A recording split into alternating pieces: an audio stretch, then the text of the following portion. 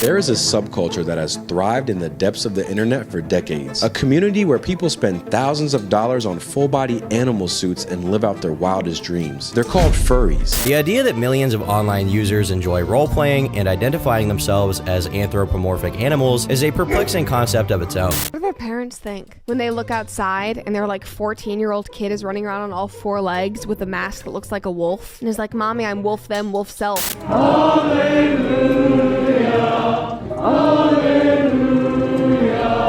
And that brokenness and our wrongdoing separates us from God. There's like a gap between a relationship between me and God and our sin. I am sure that many of you have seen something related to what's called the furry fandom. Maybe it's somebody dressed up in a distinctive animal costume.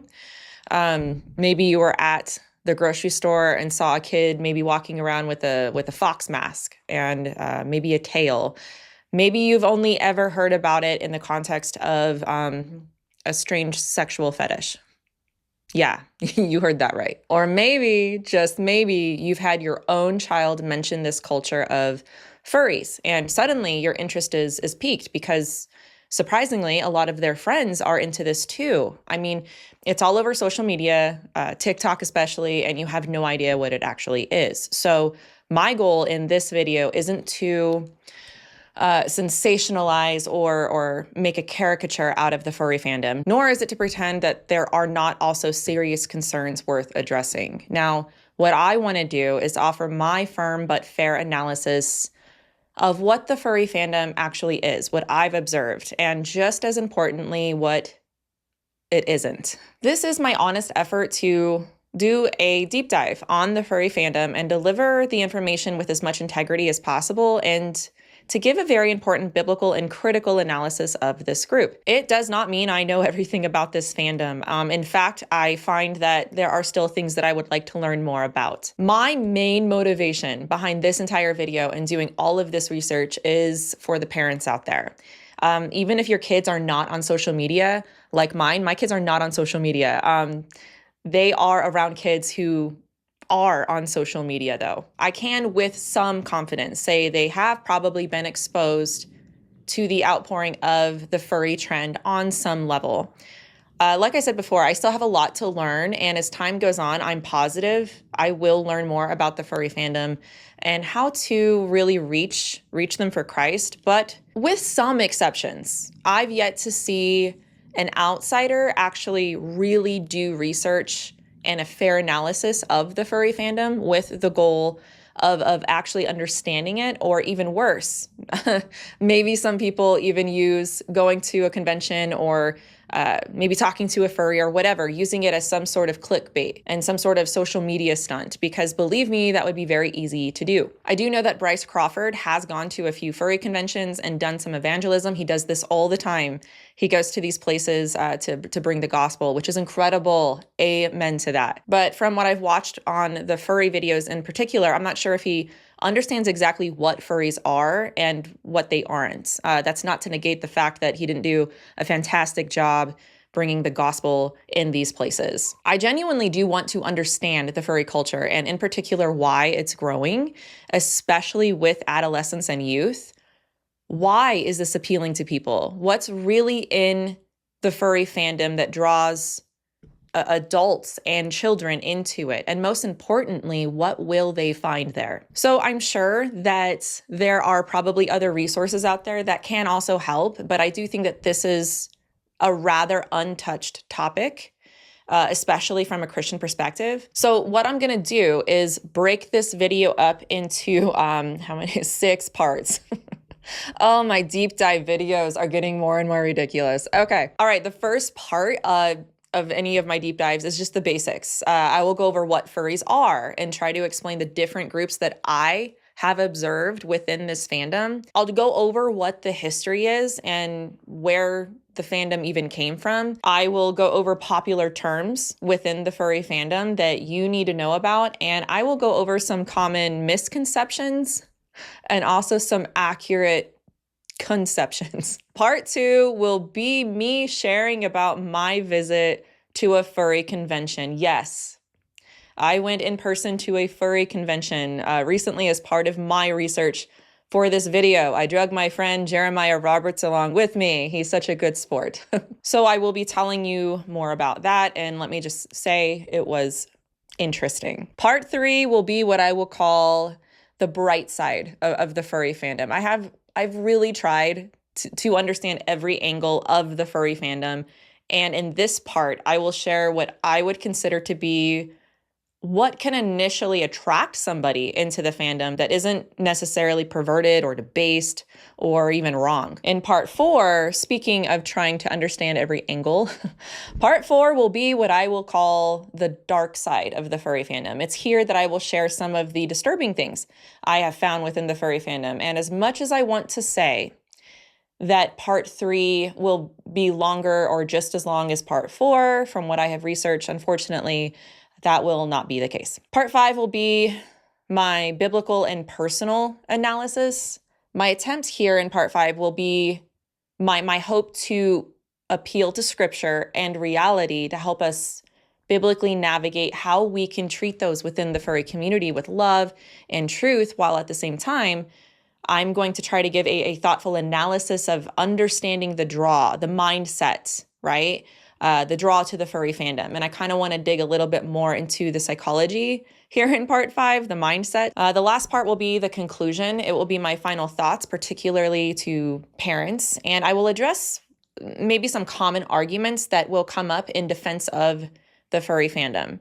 Now, just like with anything I research, I'm not claiming to know everything about the topic, and totally concede that I might have blind spots. If I'm wrong about something, let me know. Send me some information that will show me evidence of what I've said that's wrong, and I will, publicly say that I was wrong about this. But I think I've done my best to try to be as thorough as possible, and hopefully for those who are inevitably watching, who are also part of the furry community, who are not Christians, I hope that you will find this helpful too, because I know a lot of you watch these. I see the furry community as a mission field. They are not the enemy, they are the mission field. My hope is to give information and be as objective as possible, but also give my opinion that you are free to agree or disagree with me on.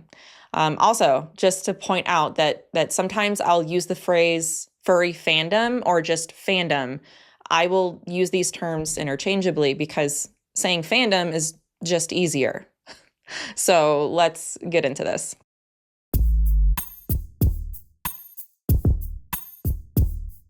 To start off, I think it would be helpful to start with the basics of defining what the furry fandom actually is and what I'll call like the ecosystem within it. As part of my research into the furry fandom, I put out a post saying like, hey, I'm doing this research. Email me if you have information, a story, something to let me know, whatever it is. And multiple people just gave me a very basic understanding of what the furry fandom is. This is also online everywhere on websites that are friendly to the furry fandom. And this is ultimately how I feel like they would define the furry fandom. At its most basic level, the fandom is centered on an interest in anthropomorphic animal characters. Okay, anthropomorphic basically means animals with human traits, personalities, and emotions or bodies. That's it, right? Think of a cartoon character. We see this all the time.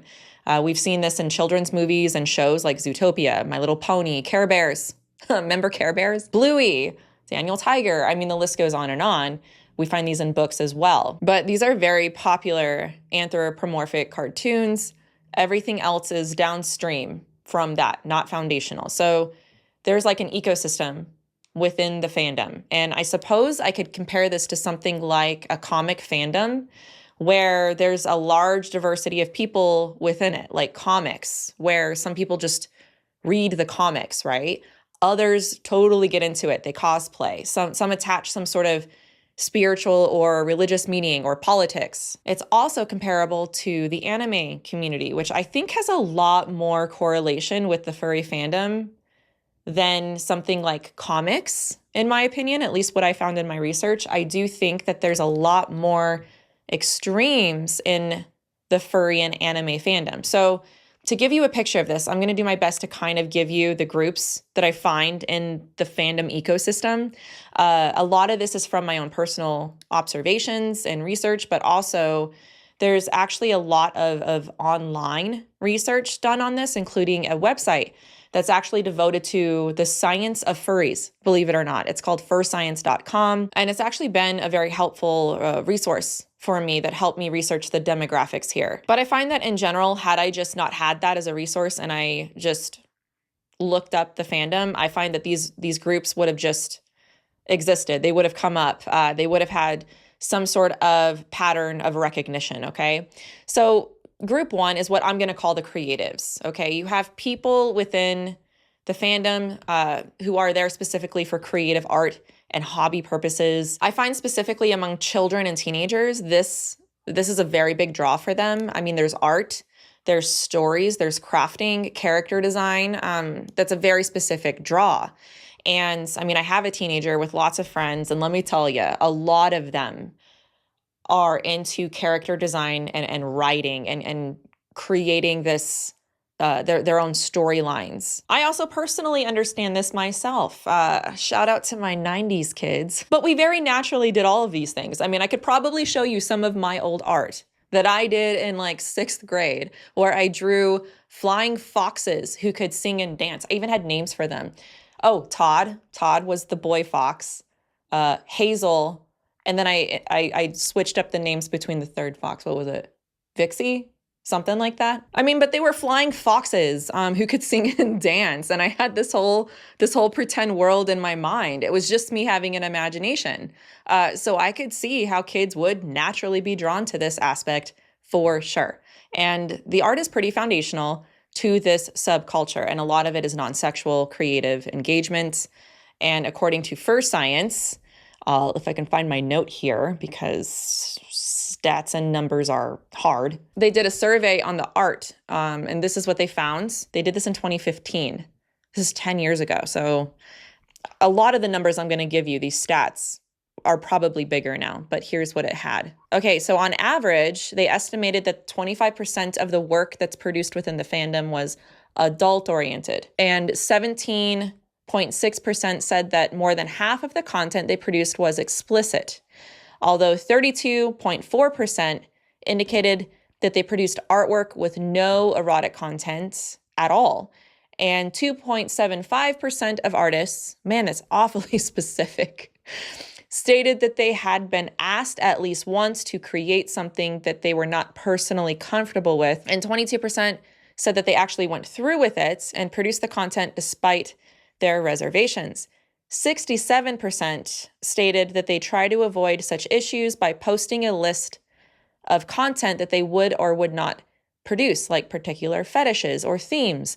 We will get into more of that later. Now, again, I want to emphasize that these surveys were before 2020, before everybody lost their minds and common sense and identity politics was like shoved in our faces. So I can only imagine how these numbers have shifted since then. Now, the second group is what I'm going to call like the social oriented furries. These are the people who really find a sense of belonging within the fandom. They crave the social interaction and the community. They love going to conventions and meeting people. Now, an interesting statistic here is that 75% of people who are furries are under the age of 25, and many of them join the community around their adolescent years. So this group just loves to cosplay. They'll create fursuits to interact with other people of similar interests. If you don't know what a fursuit is, stand by. We'll go over a lot of the terminology here in a minute. What's interesting though, I did kind of find a strange conflict here, just for me personally. A lot of the people that do this for the social interaction in cosplay also want to remain anonymous. Like they wear the suit and they take on a whole other identity at times. But overall, it's just pretty comparable to people who do cosplay. So the second group is that communal aspect. Now, the third group is what I'm going to call the identity expressive furries. These are the people who kind of take their identity as their furry character.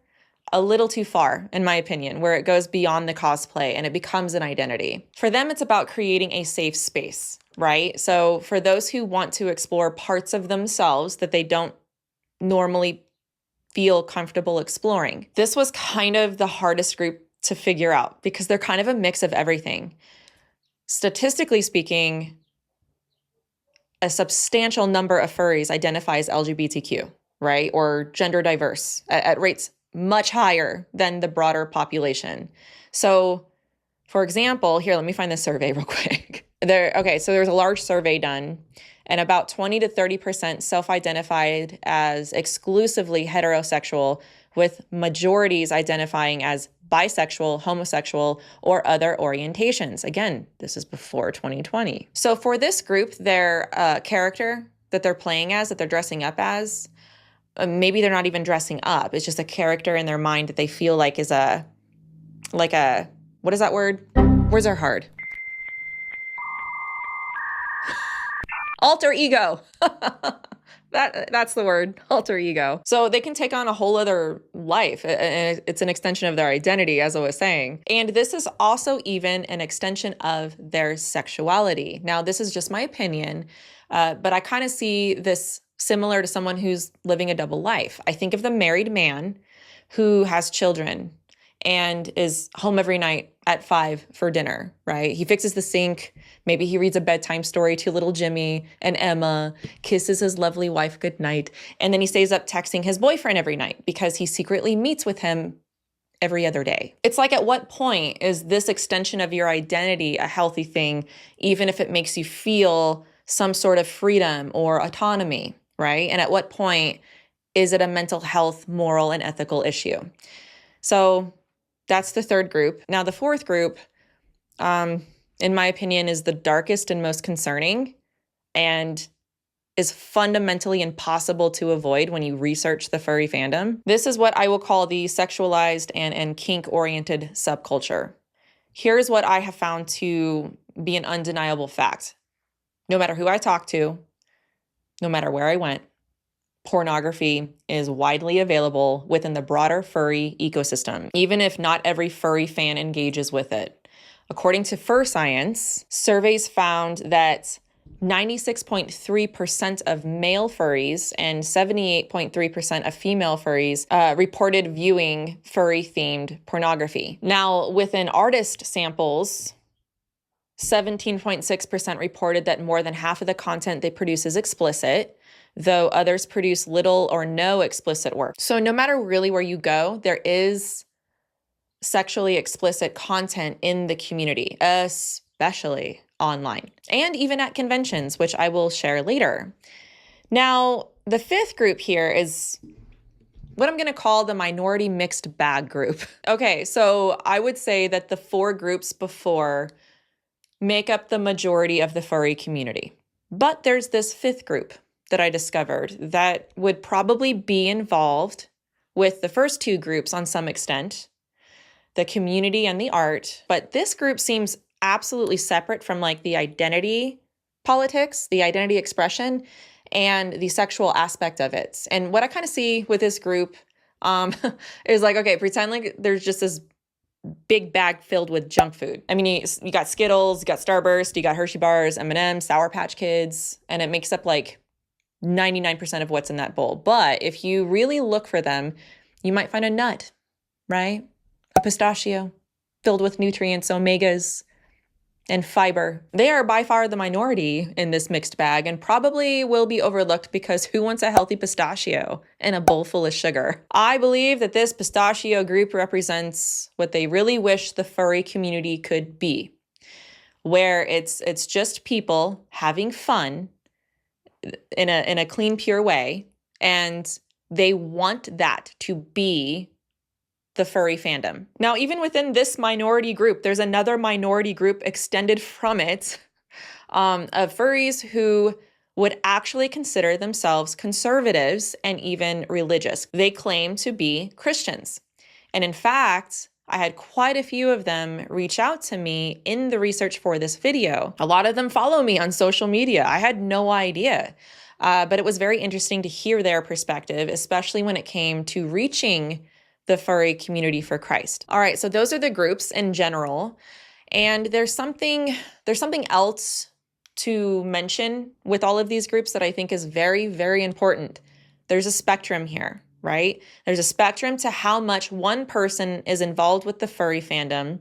You can have somebody who is over here on like level 10 all the time, and it's just a huge part of their life. It's a huge part of their identity. And then you have somebody over here at level 1 who maybe just has a somewhat fleeting interest in it and doesn't really get involved with it too much. So you have group 1, you have group 10, and everything in between. And of course, these groups that we just went over, they can overlap. I mean, you can have group 1 and 2 and 3 and 2 and 1, and they can all mix together for the most part. Now, I also did a thing. I remember like maybe it was my sophomore year in high school. I had a teacher be like, man, you guys need to learn how to make a Venn diagram. You're going to use this your whole life. And I'm like, no, we're not. And here I am using a Venn diagram. Okay, anyway, I made this because I thought it would be helpful for you guys to see all the diverse groups that collide with the fandom. It's just that so many things collide here. You have fantasy, you have sexuality, you have community,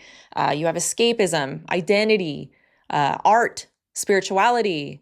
It also explains why it attracts minors, LGBTQ, all kinds of stuff. So hopefully this is a visual that can help you all make sense of what is within the fandom.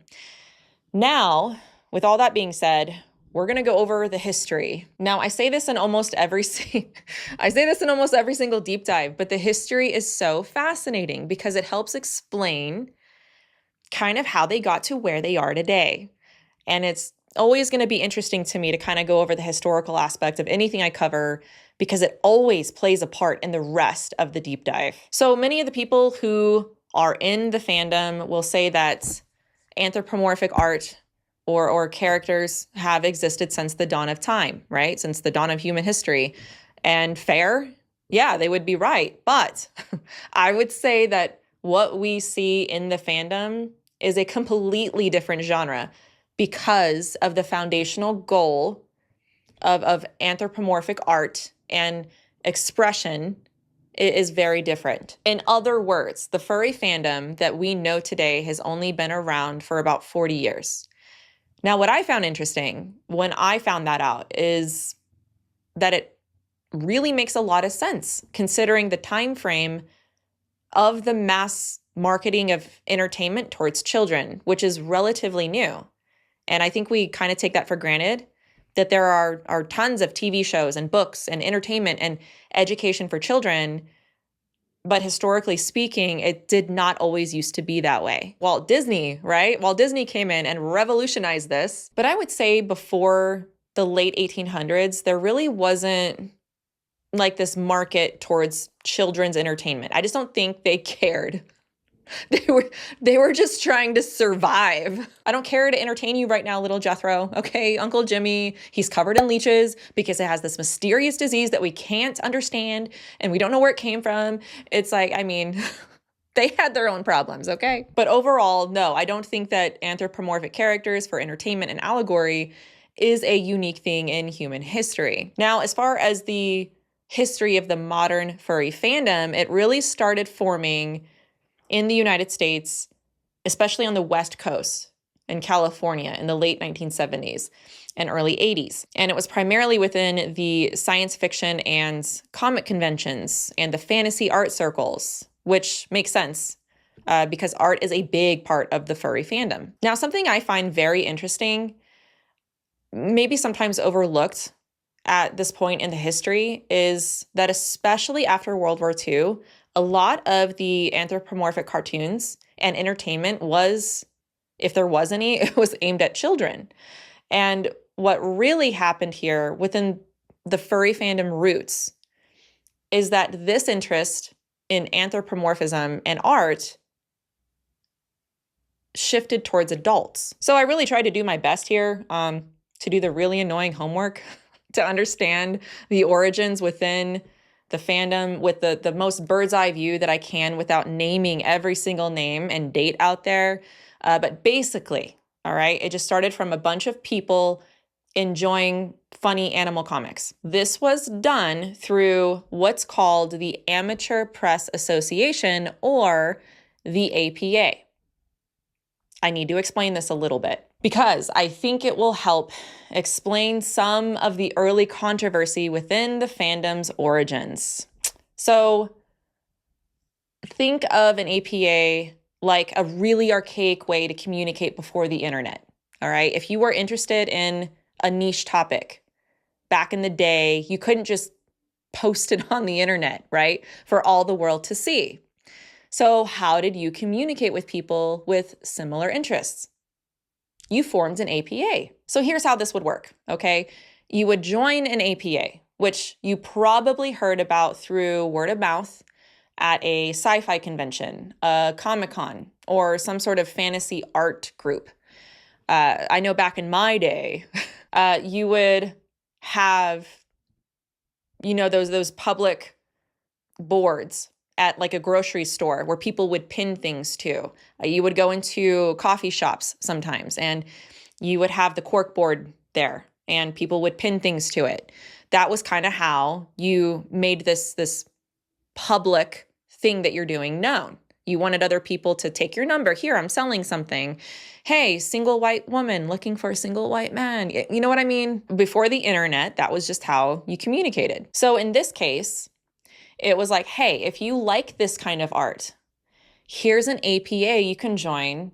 And it was crucial, especially if you had a niche interest like anthropomorphic characters for adults. So what would happen is you joined the APA and each member would make some sort of contribution of art, comics, or something else, anything else, which they would mail to a central APA editor, sort of like a magazine. And this editor would compile everything and put it together and then send it all back to the members. So this was very important for the growth of the furry fandom at the time because this was very niche and was adult oriented. There was no corporate oversight, like no boss over it, and it was the beginning of creating that community identity. So this was a space where people could kind of just create this artistic identity. This was also where a lot of disagreements took place because one thing about APAs is that because they were member only in private,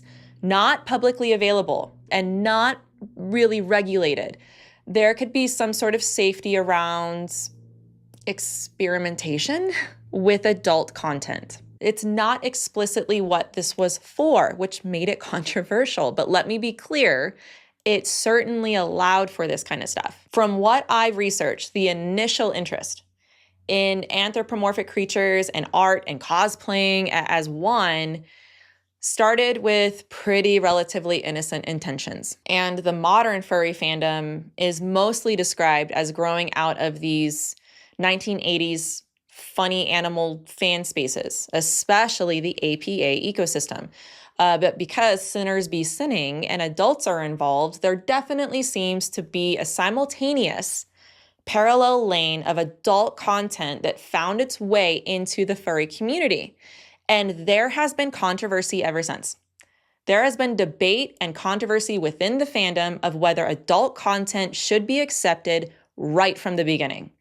For example, you would have people within the APA who were having fun, sharing their art, but then you would also simultaneously have other artists writing very sexually explicit comics. And one of them that kept coming up over and over again in my research is one called Omaha the Cat Dancer, which is very explicitly adult. So by the late 1800s, you already have an APA that's described as being adult-centered. So adult content in the origins of the furry fandom is not like a late internet corruption. It shows up early in the same creative pipeline that feeds the fandom.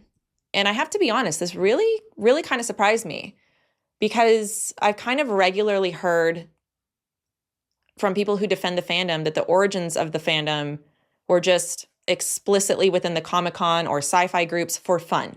and it was all innocent. But it seems that there's more to the story, that it did come with a lot of controversy, and not everybody was okay with this and wanted to keep the fandom pure and not associated with that kind of stuff. So these two groups have been there. And I think that for the most part, they did try to keep it pretty under wraps and fun for the most part. And the sexually inappropriate part of it was in the minority. But that all changed with the internet because the rise of the internet in the late 1990s and 2000s, which is my era. I remember when the internet came out and changed everything. Kind of reminds me of the smartphone. When the smartphone came out, it changed everything. Same thing with the internet. Oh, and social media. I remember the first time I saw, what is it called? MySpace. You guys remember that? Remember that? I remember MySpace, and I remember being absolutely floored that you could look up somebody that you didn't know. I was like, what? Who is this person? It blew my mind. Now it's nothing. But yeah, the 1990s and the 2000s was a huge turning point for the fandom, okay? Because it lowered the barrier to entry and introduced a much wider age range. And this is where it kind of really became a subculture. Now, being a 90s kid, this is where I did first get exposed to the furry stuff. I'm like, what is this? I thought it was a little strange. And knowing what I know now, even I have to admit that the media really did exaggerate a lot of the stuff in the furry fandom. Like how all of them think that they identify as animals, for example, or that they are attracted to animals. And apparently, I didn't know this, but there was like a CSI episode about furries that wasn't really the most correct, that kind of haunted them for a while. Chair right here. You have a name, Miss, My friends call me Sexy. Oh, lucky you. Now, do you want some help with your helmet? I'm a lawyer. I know my rights. You can't sequester a domestic animal without due cause. It just caused a lot of drama. And this is where the public perception of furries just kind of got formed. And people didn't really understand what they were about. At least that was the claim that they were making. Now, to give you some idea of how much the fandom has grown, I think the first furry convention was in 1989 in Costa Mesa, California, and only 65 people attended. We are now in the year 2026, and there are dozens, maybe more than dozens, maybe hundreds of conferences worldwide where smaller conventions, they have anywhere from a few hundred to about 1,000. Those are the smaller ones. Okay, the larger conventions can have anywhere between 10 to 20,000 in attendance. The one I went to, there were definitely more than 100. I don't know, maybe 1,000? Maybe were there, maybe more. Over time, the fandom just got more diversified. And some people engaged in it purely for art, some for cosplay, some for fun, some for all of those things, while others began really integrating it in a very different way and really overlapping it into their personal identity, which is not hard to do, by the way. This is especially true since 2020. From what I understand, there has been a noticeable shift in the demographics since identity politics basically took over everybody's ability to critically think and reason. I'm not the only one who thinks this. I say that as an outsider, but even people on the inside wholeheartedly agree with me, and they are very frustrated about it. As I understand it, this has actually been part of the problem because nobody really knows where to draw the lines anymore. Because there are no lines when you're trying to be inclusive, and that's not a good thing. It's a sprawling online subculture, and that's where it really gets its feet as far as growth. I've heard multiple people within the fandom say that diversity is a blessing, but it's also a really harsh curse because it makes it confusing to navigate, especially the younger crowd. And in my research, I've discovered that this is not something new. It's kind of flipped. The strange, perverted sexual aspect of it was more of what one 90s furry attendee called a lunatic fringe. This was said in an open letter to the head of one of the furry conventions at the time. I read most of this letter. It's a really scathing letter. One thing she said is that she remembers when being a pervert was a bad thing. And that was in 1997. There's lots of letters like this that are available online, and they are not the only ones. Just a heads up, if you do search for these, they are very strongly worded. So, heads up. But they were very, very upset at the really kinky and fringe stuff that was going on, and they were very vocal about it.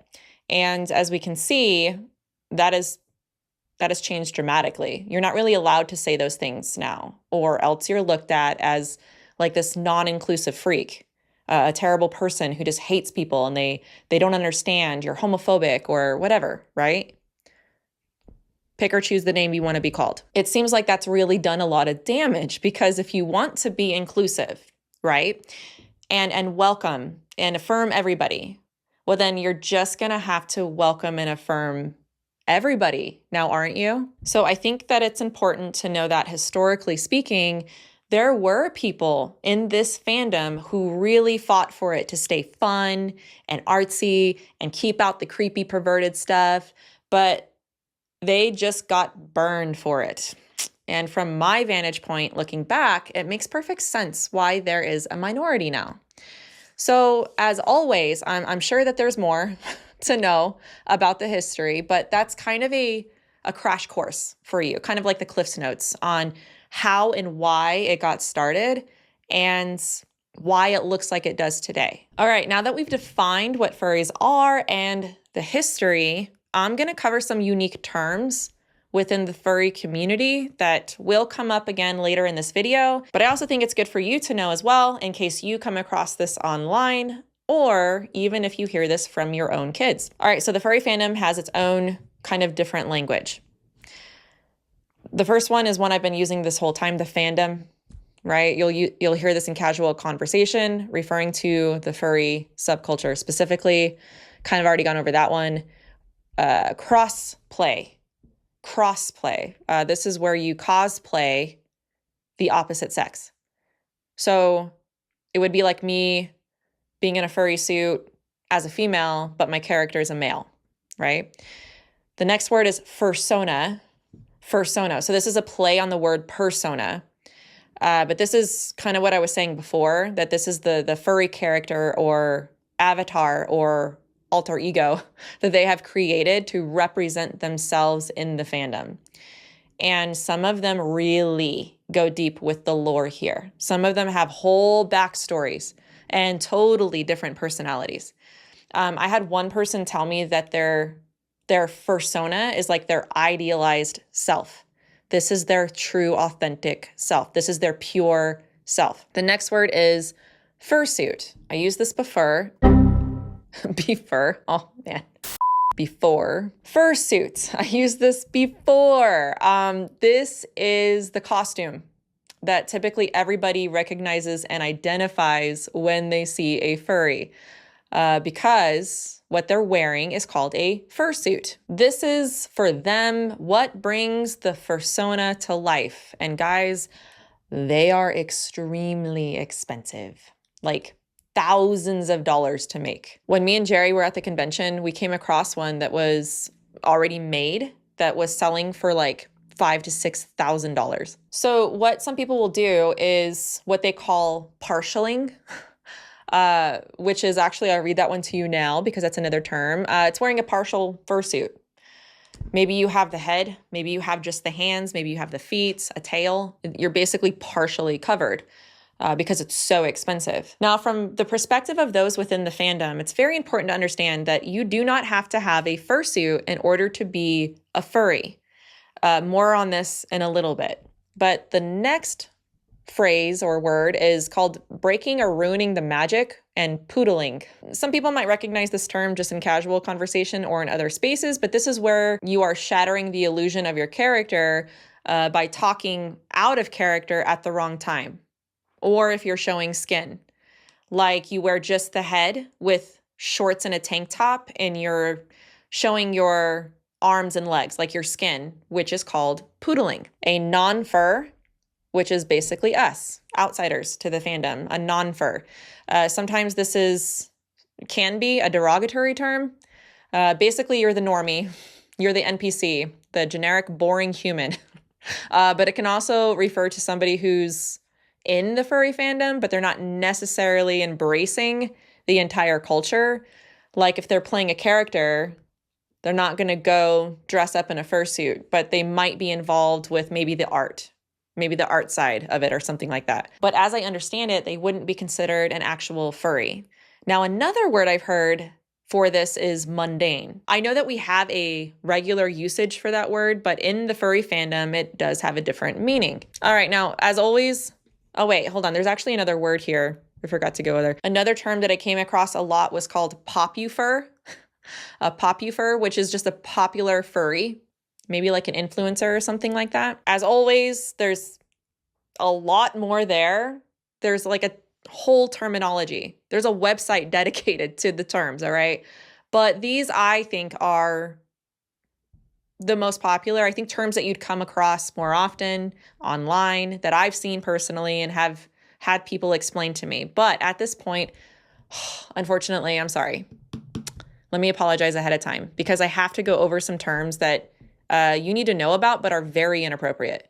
So I'm giving a warning here. I'm going to do my best to describe these terms as carefully as I can because I really believe parents need to know exactly what these are. Kind of a caveat with this is that some of these are not exactly all entirely explicit, but in some ways they can be depending on the context. So just a heads up, if you're watching this with your family or have young children, depending on your comfort level, you might want to skip this part with them or maybe pause it and explain it a little bit more. The first term is called scritching.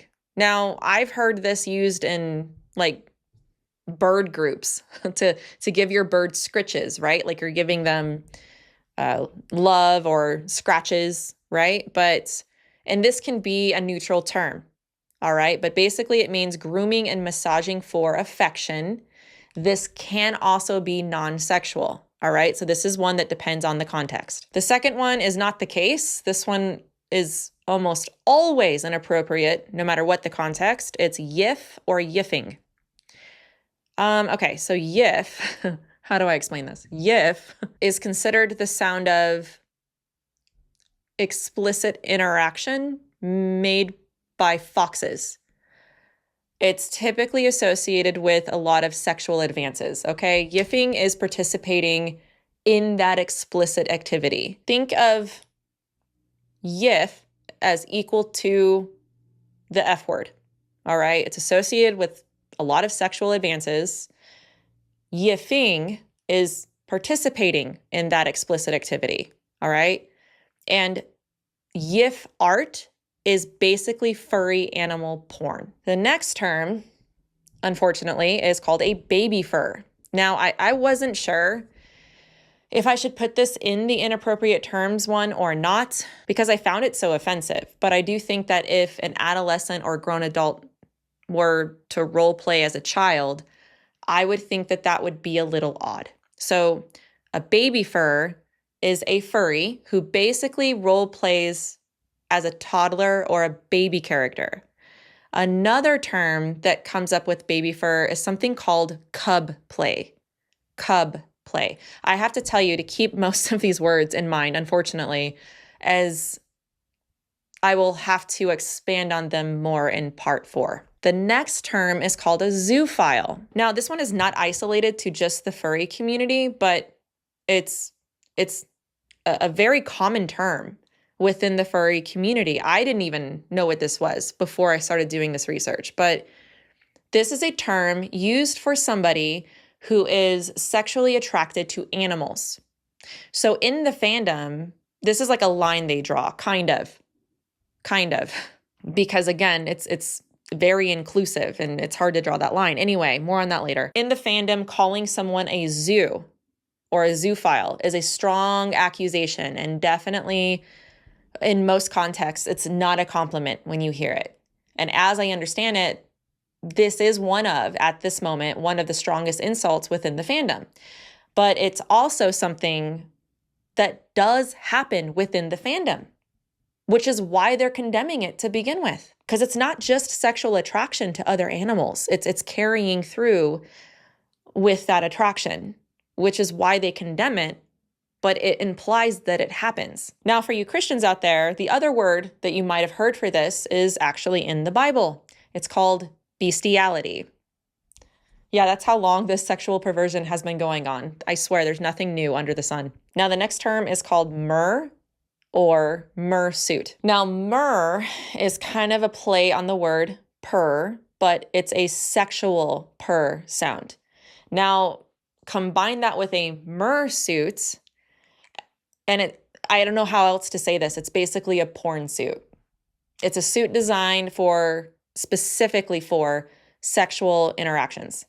And a mersuit is designed to have what's called SPHs, or strategically placed holes in your suit. I understand also that a regular fursuit can also have SPHs. So I've repeatedly heard this argument before I did all this research that it's not true that furries have sexual interactions in their fursuit, because look how expensive it is. But I have found this to be only a half-truth, because there's a different type of suit for this interaction, specifically designed for it, that looks just like a fursuit. So yeah, it might be true that that's the case for some fursuits, but it's also a fact that there are some created specifically for sexual interaction, unfortunately. So now there are other honorable mention terms just for clarity, and they are words that I've used in previous videos that I want to make sure we understand here. Otherkin, bronies, which I've never used before. This is new to you guys. And therians. I've talked about therians and otherkins in previous videos. These are basically other subcultures outside of the furry community, but can also be within it. Right? Remember the Venn diagram? For example, otherkin feel like a different species or entity in their body. These are typically people who identify as fantasy creatures, like hobbits or fairies. And otherkin, according to a Fur Science stat, make up about 6% of the fandom, probably more now. Bronies are adult males who love My Little Pony, who dress up as My Little Pony characters. And then there are therians. These are people who identify as animals, which naturally makes sense if they find themselves within the furry fandom. But this is not just a cosplay thing for them. They actually identify as that character, as those animals.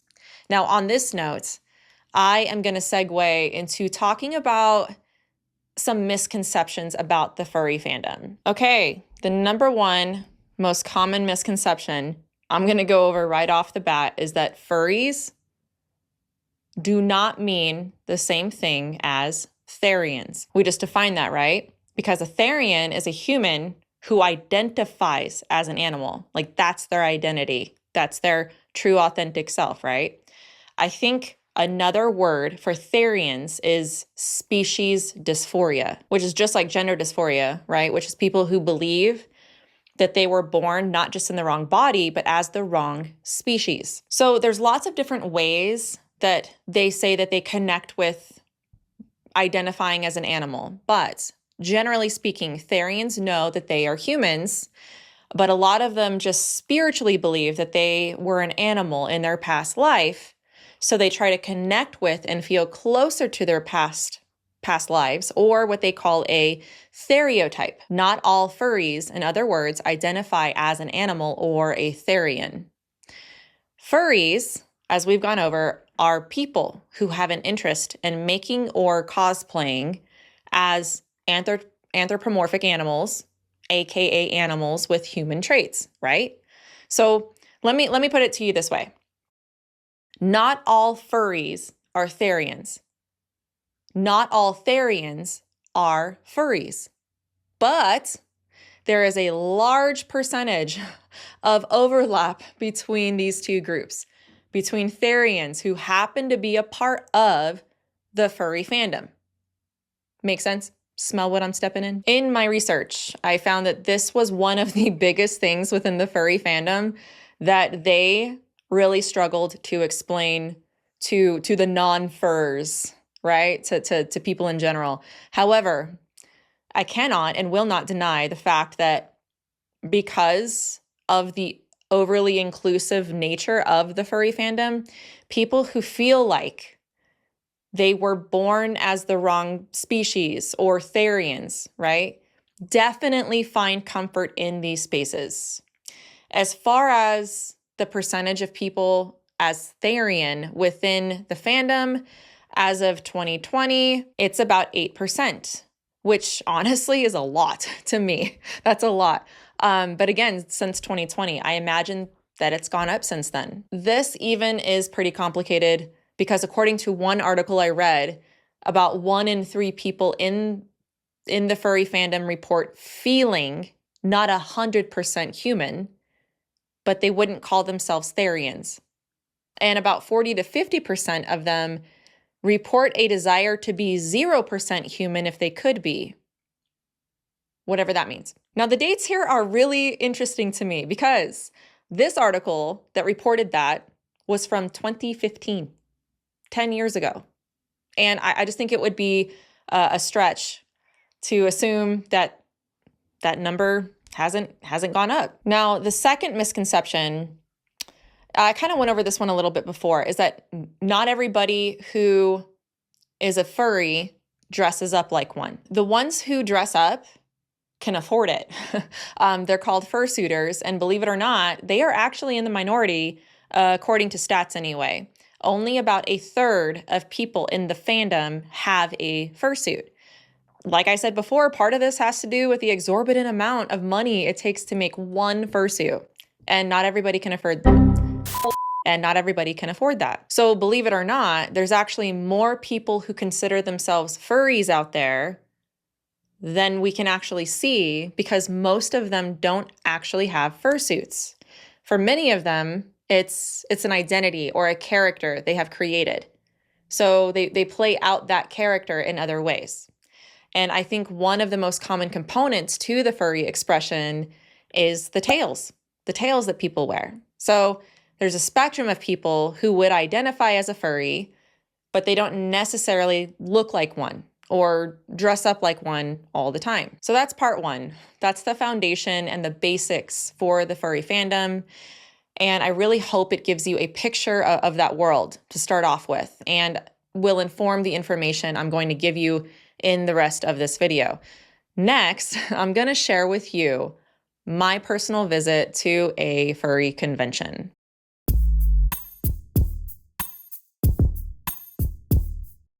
Yes, I attended a furry convention as part of my research. And something that I think is interesting for people to know is that this, again, is not just one convention. These conventions happen all over the world, and they are getting bigger and bigger.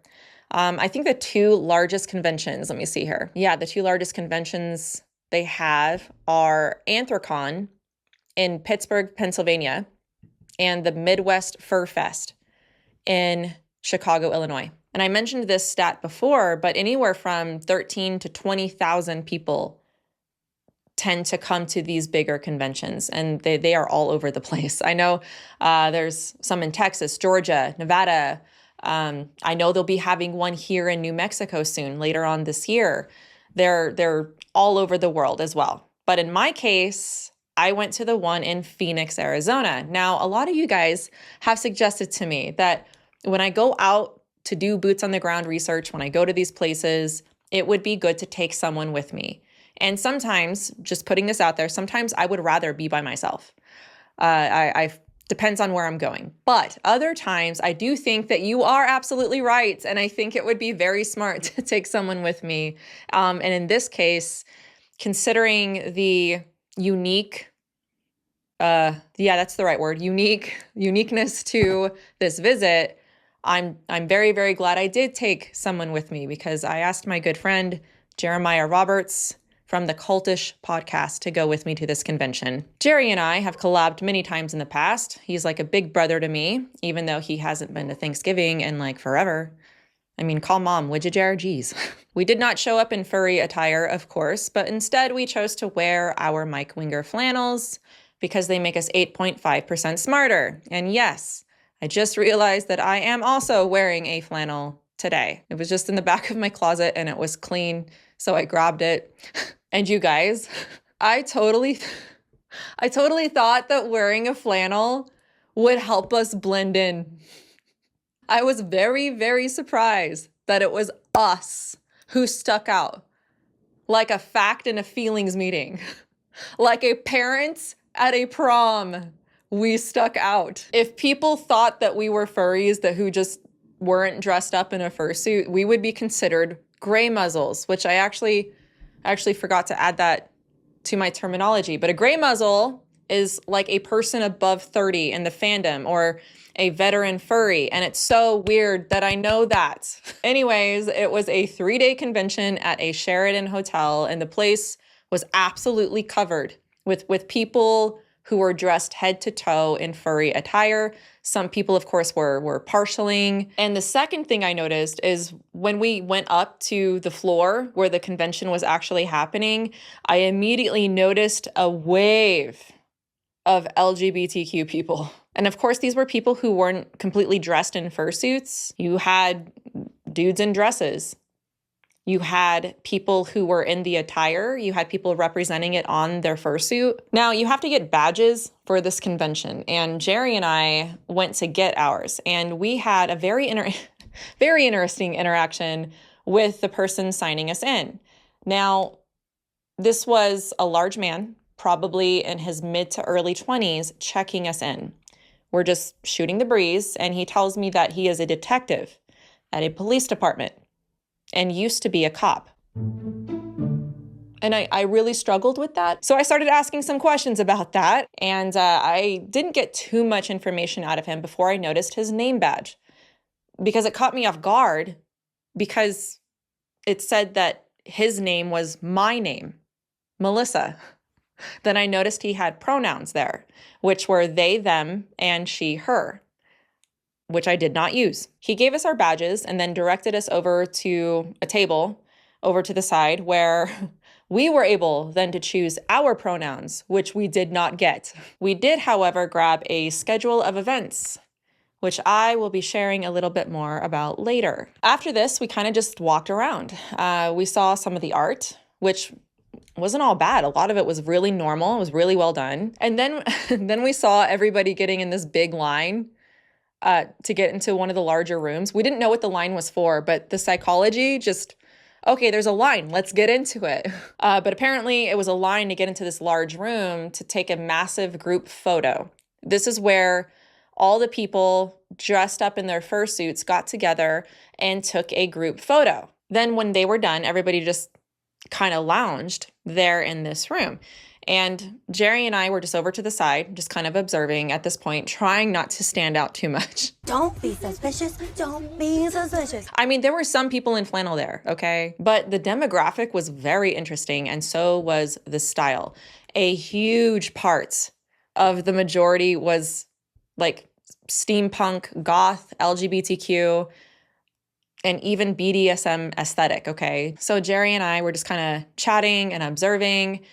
And one of the things that we noticed was that it was just a really different interactive culture. Like, people were talking to each other, right? But there was a lot of nonverbal communication going on. Some of them would go up to each other and headbutt, like put their heads together multiple times. And someone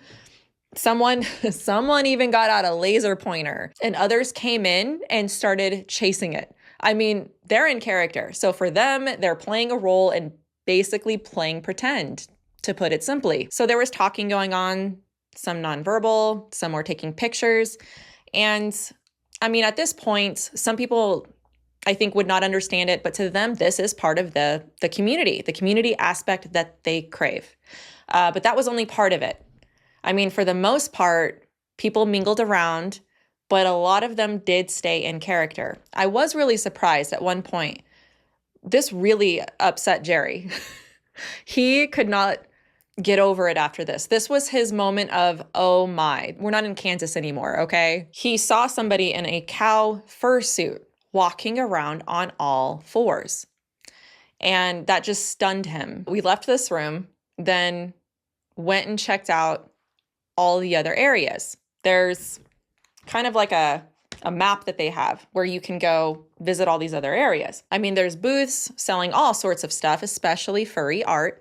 But there is, at least in my research, there's an undeniable aspect of these conventions that I was bracing myself for, which is the undeniable run-in, the inevitable run-in with the LGBTQ and adult merch. We saw tons of this. It was everywhere. And there was even a booth with BDSM aesthetic. And one thing I didn't notice is people would have harnesses on their fursuits. And Jerry was pointing out that there was muzzles, like on the fursuits, the muzzles would have spikes on them. And I wasn't sure if this meant something. And I saw a booth that was actually selling these. Jerry asked the guy at the booth exactly what these meant. And he was very kind, very open and educational and clear about what they were for and what they weren't for. I was very surprised about his honesty, which I appreciated, because it's really difficult when I talk with somebody and I'm trying to understand that maybe they hold back a little bit, right? Where they don't want to tell you all the things. This guy told me everything. According to him, some of them were just for decoration for your fursuit. Didn't mean anything sexual at all. And others very clearly meant something else in a sexual nature.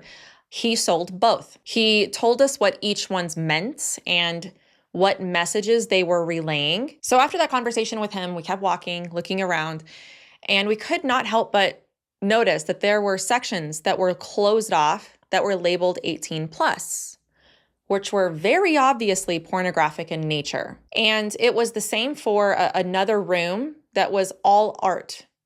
And there was a section hidden for 18 plus. And something else that's interesting is that when I asked somebody their name and they were not in a fursuit, they gave two names. They gave their human name and their fursona name. But as we walked around, I'm just kind of getting a feel for the space.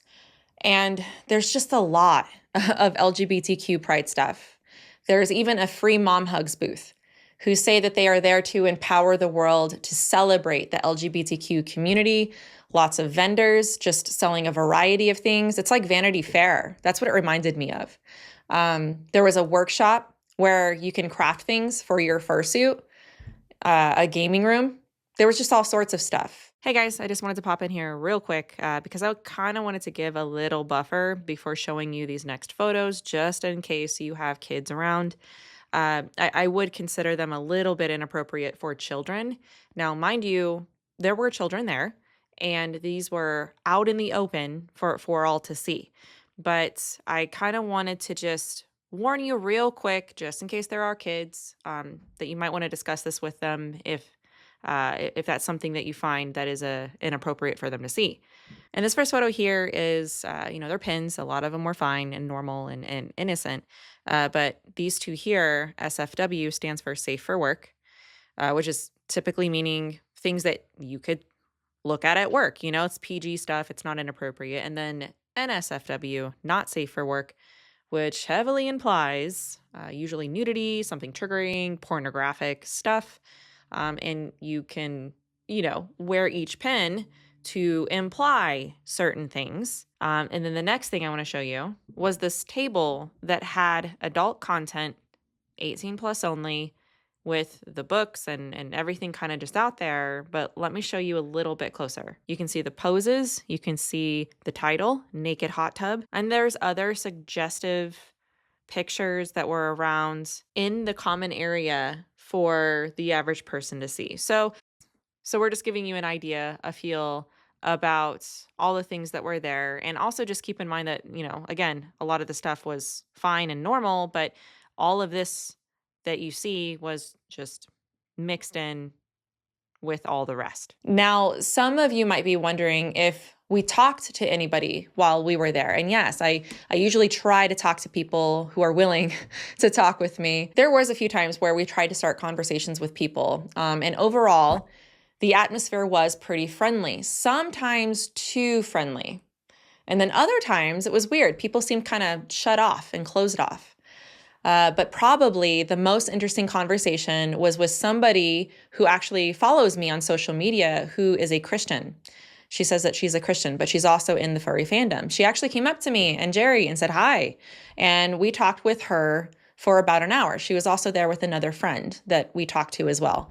And apparently, I mentioned this before, but apparently there is a small group of Christians in the furry fandom out there, and many of them contacted me when I made a post about doing this research. I've had a lot of email interactions with them and questions for them, and from their perspective, okay, for them, this is an interest, yes, but it's also a mission field. They don't just stay quiet that they are Christians. In fact, they're pretty bold about it.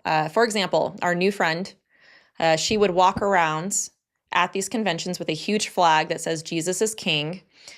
She hands out gospel tokens to people. And I'm usually pretty skeptical about these things. When I hear that somebody's a Christian in general, I always have to ask more questions. Like, what do you mean by that?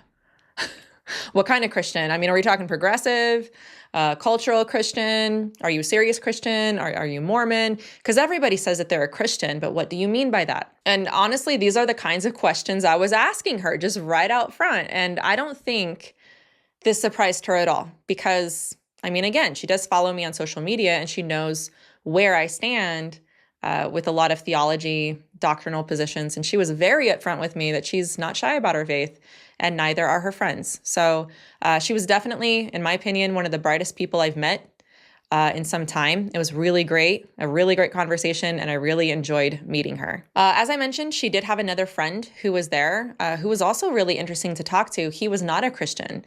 He was not dressed in a fursuit. And I was asking him lots of questions about his experience in the furry fandom. He was an open book. He had been a part of the fandom for many years. And his insight was very interesting because he was very open about his own frustrations with what the furry fandom has become in the last few years, which I found, again, very interesting because he's not a Christian. And one of the issues that he brought up that I thought was a very clear point was that the furry fandom has become too inclusive. They say yes to everything and struggle to keep appropriate boundaries because they want to be inclusive and positive about everybody's choices to be whoever they are, right? And it's kind of turned into this sex positive space. And what's interesting is that what he was telling me was completely in line with the research I've done in the fandom and what other people independent of him have said. So if they want to be sex positive and openly inclusive, this is the consequences of that. Because they're basically turning into a community that's filled with a lot of vice. And he mentioned that one of the main people who conducts these conventions is just somebody really important, don't know his name, who helps run all these conventions. And he's had a really big problem because he's wanting to help make the public image of the furry fandom positive, because he knows that there's a problem. And I thought this was very interesting because he's telling me that this important convention guy, he wants to market the fandom as this safe, positive, inclusive space. But at the same time, when you're not allowed to have a moral and ethical boundary and say no to anything without looking hateful and bigoted, it cancels itself out. You want this virtuous end result, but in order to get that, you're going to have like a vice-filled method. It's odd to me. So it was just an overall really interesting and fun conversation. And I'm sure that Jerry has his own story to share about his experience and his thoughts about it. But at this point, we had been there all day. We were hungry. So we headed out, kind of swapped notes a little bit and called it a day. Now, I will expand on certain parts of this visit in later parts of this video, But for the most part, that was my visit to a furry convention. Next, I'm going to dig more into the furry culture because I think that there's a bright side and a dark side. And I'm going to start first with the bright side.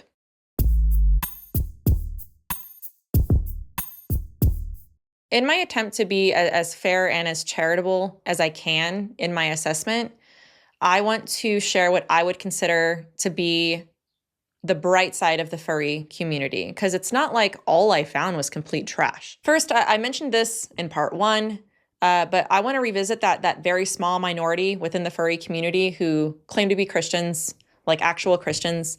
I fully admit I don't quite fully understand the association with being a Christian in the furry community, but the ones that I have talked to in research for this video totally understands the fact that I probably wouldn't line up or understand completely their interest in this.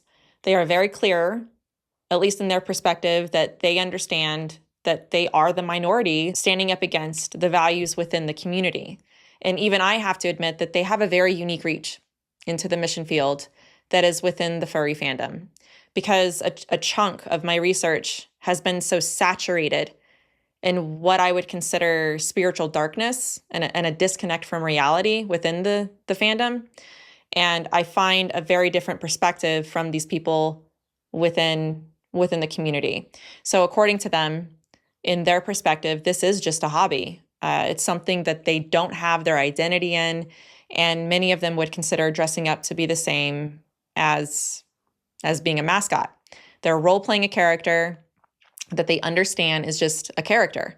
It's not their alter ego or escapism. Something else that's interesting is that even within this little itty-bitty minority of people who would consider themselves Bible-believing Christians, there's a very interesting demographic even within that who fall into the Reformed camp. And I did not expect that. And they go and they dress up in fursuits and they do evangelism.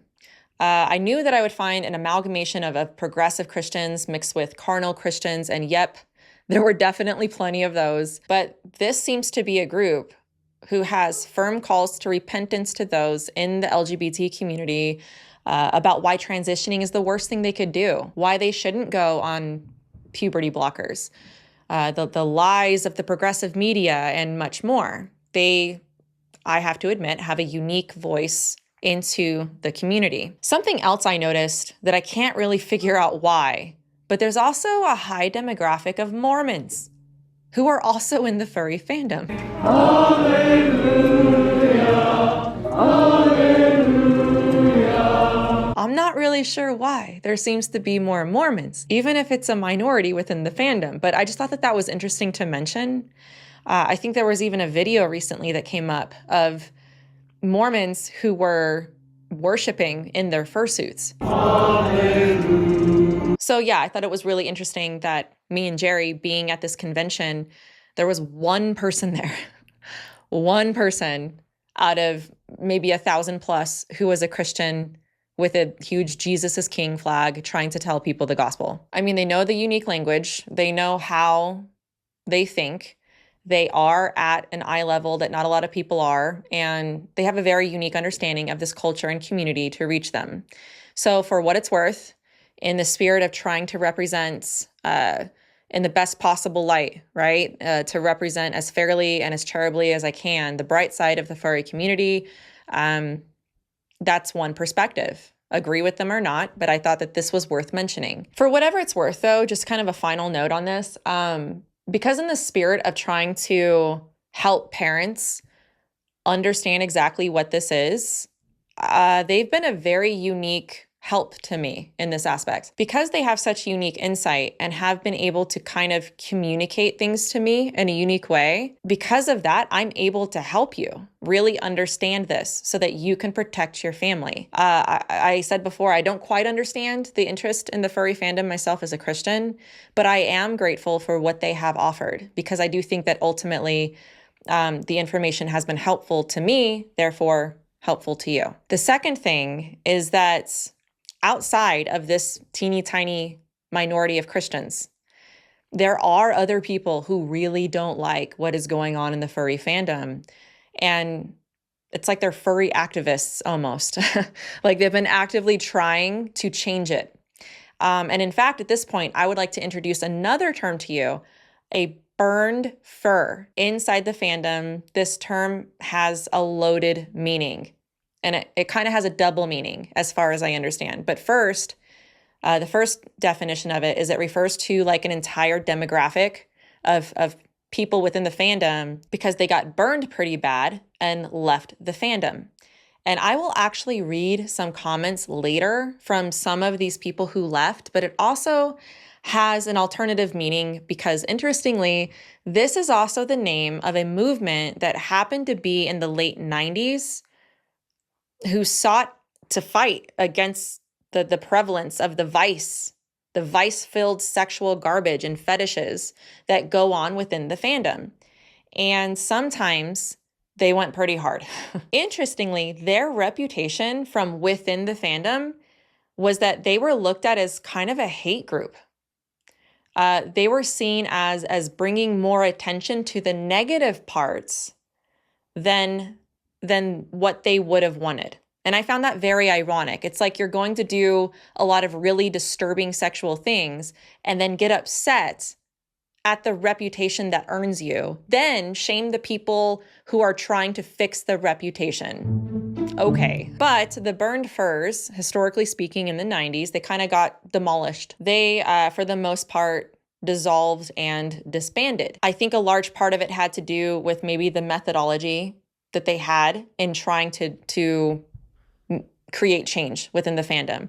And honestly, being a Christian myself, I can completely understand how somebody can have the right values and morals, but they have like no love. They have no knowledge or discernment in how to relay that.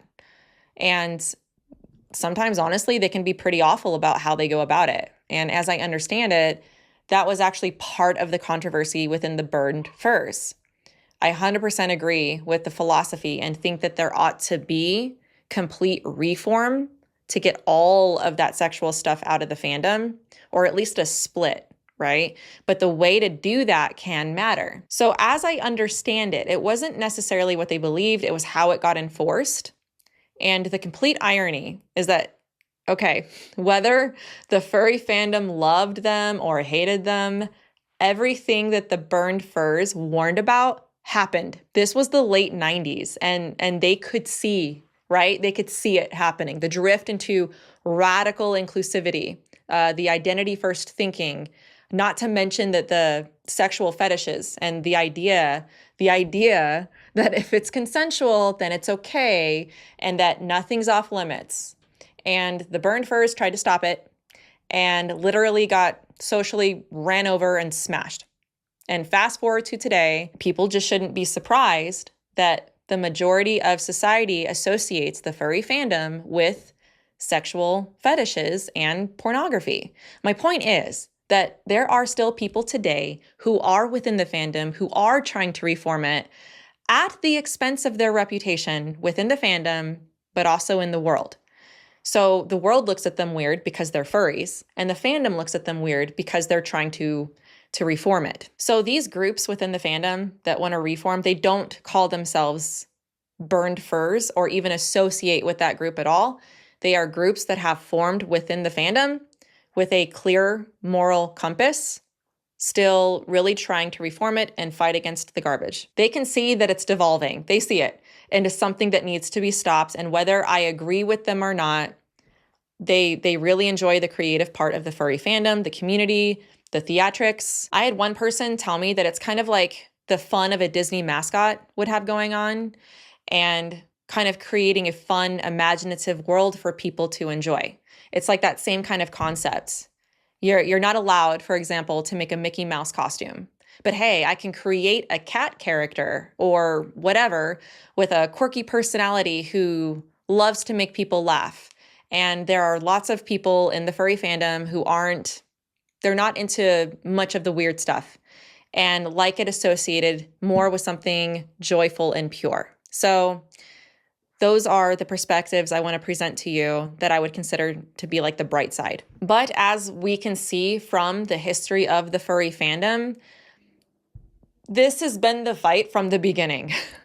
But this group does exist. I genuinely believe that some of the most creative people out there are also in the furry fandom, and they are talented. They have big imaginations that, if put into the proper place in proper practice, could be a real blessing to the world. So that is what I would consider my charitable analysis.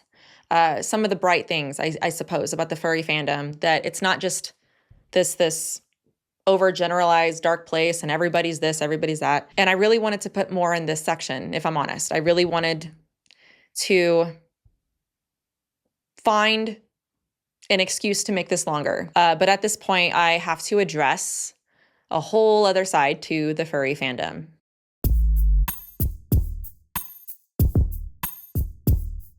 Just a heads up, I need to give a disclaimer before I get into this part of the video, very similar to the terminology. I'm going to do my best to share with you what I have found in a PG way. There will be things that I share in this section that might be a little disturbing. I might have to be PG-13 about some of it. I want to be informative and accurate, but I also want to be careful. I would suggest to preview this video before you watch it with your child, if you choose to do that, and you can judge what's age appropriate for your child. Some of you might know that my first love in ministry, that's what I call it, was reaching out and witnessing to Jehovah's Witnesses and Mormons. And I discovered something. First, you really need to understand what somebody believes from their perspective in order to dismantle it if it's false. Another way that I kind of like to look at this is when a detective or a prosecutor has to give everything they have to the defense team. And I was reading once from the perspective of a detective who was working on a high-profile murder case.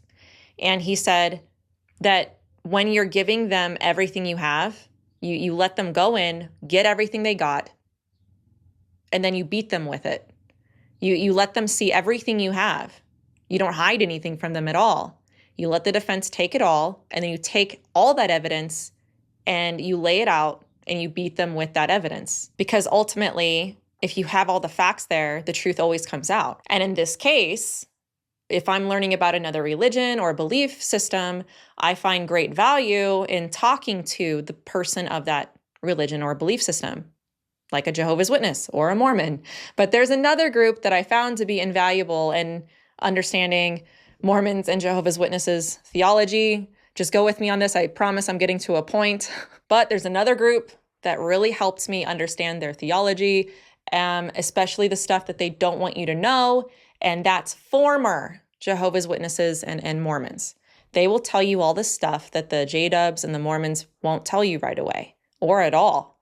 So I decided to see if there were any former furries of the fandom out there to discuss why they left the fandom. And sure enough, they are everywhere, and a lot of them, in fact. I'm going to read some of these to you. Some of these you can find online. They're in a public forum about why they left the furry community. Others emailed me. But I'm going to read to you some of these, and just a heads up, some of them are pretty disturbing. Here's the first one. It says, after I left, something that has really changed is my perspective of the community. When I was a furry, I tried so hard to defend and state that the fandom wasn't 100% sexual. That's what I've repeatedly heard. But now I totally think that the fandom is littered with pedophiles and zoophiles. The furries that I met in the fandom sexually harassed me. They try to make it seem like it was for all ages, but it wasn't. Honestly, I'm kind of ashamed for having been a furry because I was so cringy. All right, here's another. The fandom involved having the vast majority of my social life taken up by being around furries in one way or another, online and in real life. This doesn't sound all that bad, all in all, but it's pretty much social suicide and potentially career suicide. When it comes to involvements outside of the fandom, furries are seemingly unable, in my experience, to not act like children amongst adults, and so many feel the need to make ludicrously inappropriate sexual comments, animal noises, or just wear completely inappropriate attire, like collars, ears, tails, at times and places where you really shouldn't. Being attracted to actual animals and people having sex with animals is far more common than most people would like to think. And while I never had the misfortune of encountering the act, I was well aware of multiple people who had taken part in such acts. On a slightly more tame level, if you can call it that, an attraction to extreme acts and fetishes is frighteningly popular. People I talked to who said they'd never have anything to do with the sexual side of the fandom had fur affinity pages chock full of pictures that made me feel physically ill. Fur affinity, by the way, is one of the most, if not the most popular online art hub for the furry fandom. Also, this post that I just read to you was from over 10 years ago. Here's another one. I started to question the furry fandom in my early teens. I started to think about how there were heaps of sex in the fandom, but it was the yiff, remember yiff, that started to really annoy me. I started to realize that yiff is just animal porn, and most furries are seriously defending it. When I was a younger kid in the furry fandom, I never got involved with the sexual side of it because I never admitted or thought that there was one. Though as I started to get older, I admitted to myself that there is a sexual part of the fandom, which eventually I kind of got involved in. I've always had a love for animals, but to realize that the fandom I had so much love for was sexualizing and manipulating animals just disgusted me. Not to mention the disgusting zoophiles in the fandom. I never accepted when I was younger how many zoophiles were actually hiding among other furries. It's the sexual side of it that drags me away from the fandom. I hate to admit it. I wanted to be a furry because I kind of enjoyed it in the first place. But I had grown obsessed. As I grew older, the passion I had for the fandom was replaced with me cringing and feeling not much love for it at all. All right, here's the next one. I find it laughable when a news article is done on the furry fandom that furries are quoted as saying it's not all about the sex. No, it's totally about the sex. Side note on this for just a second, I'm gonna go over later this phenomenon in other parts of the video where there's just this constant tug of war between the claim that the fandom is not sexual and that it very much demonstrably is so. There's like a constant battle between this. But let's continue with the quote here. I was involved with the furry fandom for well over 20 years. I have 9 custom fursuits totaling costs of over $40,000 and probably have been to over 100 conventions. I joined at a time when furry fandom was all about being inclusive and accepting, and that included the zoophile and cub people, unfortunately. Remember the terms that we went over before. I thought I met friends. I thought they were good friends. But I would constantly get hit on for my suits and kept getting asked if any of them had SPHs. Remember SPH, strategically placed holes. Over time, I saw a drastic change in the community to more of a toxic, exclusive, cliquish, unaccepting subculture full of Gen Y and Gen Zers that call you out on social media and label you as a hate-mongering garbage pile if you didn't agree 100% on their social, political views or showed any hint of conservatism. Been there, totally know how this feels. Honestly, I find it ironic that the people who claim to be the most inclusive, tolerant people are the most intolerant and exclusive people. This was the cherry on the top of the cake that made me decide that I would quietly step back and take a break. The harsh reality is that most of those fandom-involved people don't care about you unless you have well-drawn furry porn of your characters or have a really awesome-looking fursuit that you are willing to have explicit relations with. That's my paraphrase. That's not the word they used. All right, here's the next comment here. I had an obsession with werewolves, pretty much. At the age of 14, 15, I didn't really put too much weight on the whole sexual side of the fandom. See how they just imply that? Like everybody knows it's there. It's interesting. And just enjoy talking to other people about werewolves and cartoon animals and such. And thus began a stage of my life that I rather regret. The fandom seems to attract certain people because it's just so open. You can behave incredibly bad and people will not have a problem with it until it gets ludicrously extreme. in some cases. Additionally, the fandom does attract a lot of rather, shall we say, sexually immature people, for lack of a better way of putting it. Men in their 20s, 30s, 40s, who still obsess over cartoon animals, for some reason, do not seem to have had too much luck sexually prior to their involvement in the fandom, and the fandom itself becomes their sole sexual outlet. There's also another pattern of immaturity that I've noticed as well in my research, that a lot of them say, well, I'm just weird, right? Like, I'm weird. But really that they're just really immature. That's a constant pattern I have found. Here's the next comment. The fandom is absolutely filled with people who are socially and sexually malformed, and it's accepting to the point of actually being scary. It's like being an alcoholic, going to a support group, and finding everyone there chugging whiskey, only sadder. If you say anything about this irony, it's like you're looked at as the bad guy, you're closed-minded. The defensiveness in reaction to the media always seemed ridiculous to me because the people defending it have FA, fur affinity, pages full of filth. Let's just say that sometimes the media gets it spot on. So this next comment is one that I would consider to be one of the most pointed comments that I saw. In the general description of furry being, if you like personified animal creatures, then I guess I'm still very much a furry. However, I stepped away from the fandom because it is no longer about the characters and the art. It has turned into this seething mass of SJW jerks, social justice warrior jerks, that make it all about shoving their convoluted ideas down your throat. It's now all about gender identity, ultra-left politics, and having a righteous complex, all while playing the victim. Boy, that's so spot on. It's not just in the fandom, my friend. The place is now a hive mind in which if you say one wrong thing, then the whole place turns against you. Now I'm all for discussing ideas and politics, but that's not what I've come here for. It doesn't help that I do tend to lean right, and honestly, not by much. However, that very statement alone is enough to be dejected from most any fur group.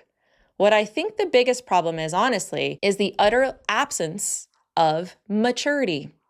It seems it gains most of its members from people in the middle to high school, and as people mature, they tend to move away from it. So the fandom is in this perpetual state of high school drama, and most people just get tired of it. Now, what's interesting about this comment is it was written 7 years ago. Is that 7 years ago already? Wow. In 2019. It's 2019. So imagine how bad it's gotten in the last 6 years. All right, I got a few more to read, but I just think that these really help you guys to see from the insider's point of view. All right, this next one is actually one that I got in an email from somebody who used to be a part of the furry fandom. Back when I was going to conventions, there used to be a night with a rave.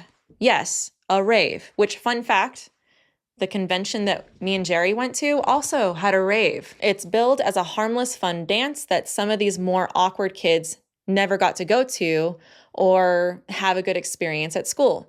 If there is a furry track or meetup at a convention with a rave, at least back when I was going, you could expect something from flask drinking to actual Molly.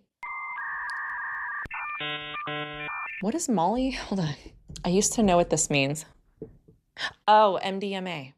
It's ecstasy. I knew that. Lots of people did ecstasy in my groups growing up. I never did any of that myself because, ew. Some cons used to have after dark tracks where you had to be 18 plus to get into those panels, but it was iffy if it was actually policed, which is true. Same thing here. I will be getting more into this here in a bit. What I can say is that conventions are not all safe and secure. Underage girls in general are over-sexualized. Furries in that space usually means really debauched stuff happening in hotel rooms. There's a whole subculture of people who make and sell furry sex toys shaped like, I know this is disgusting, animal shapes you can guess here. I can also say that it seems like a place where you can go to share similar interests, but fuels unsafe and non-realistic fantasy.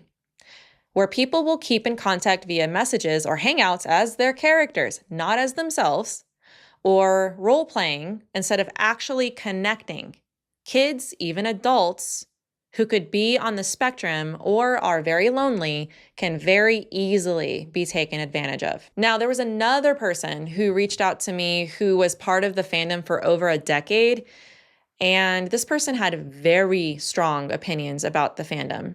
Here's part of what they said. This is a fandom that needs to be avoided at all costs. As someone who has unfortunately been involved in it for about half of my life, about 13 years, I can confirm that this community is definitely hypersexual, and kinks and fetishism is rampant amongst it. In fact, I would definitely argue that this is a perversion, and being a part of the community is a dangerous, slippery slope into sexual perversion. Here's what another person had to say. There's definitely a lot of shared trauma. Cliques are there through similar pains, but at the same time, the whole community actually bonds outside of that. That's the biggest problem I feel from a spiritual standpoint. It's a fake love, a fake belonging, but it feels so real. This is also why most of those traps are also either homosexual or bisexual, or nearly always linked to sexuality somehow. With that allurement, that connection, it goes hand in hand with feeling like these people choose me and love me even against what's normal, so it must be real. Not like the forced love that you see pushed by people outside of the community. So like that's their perspective.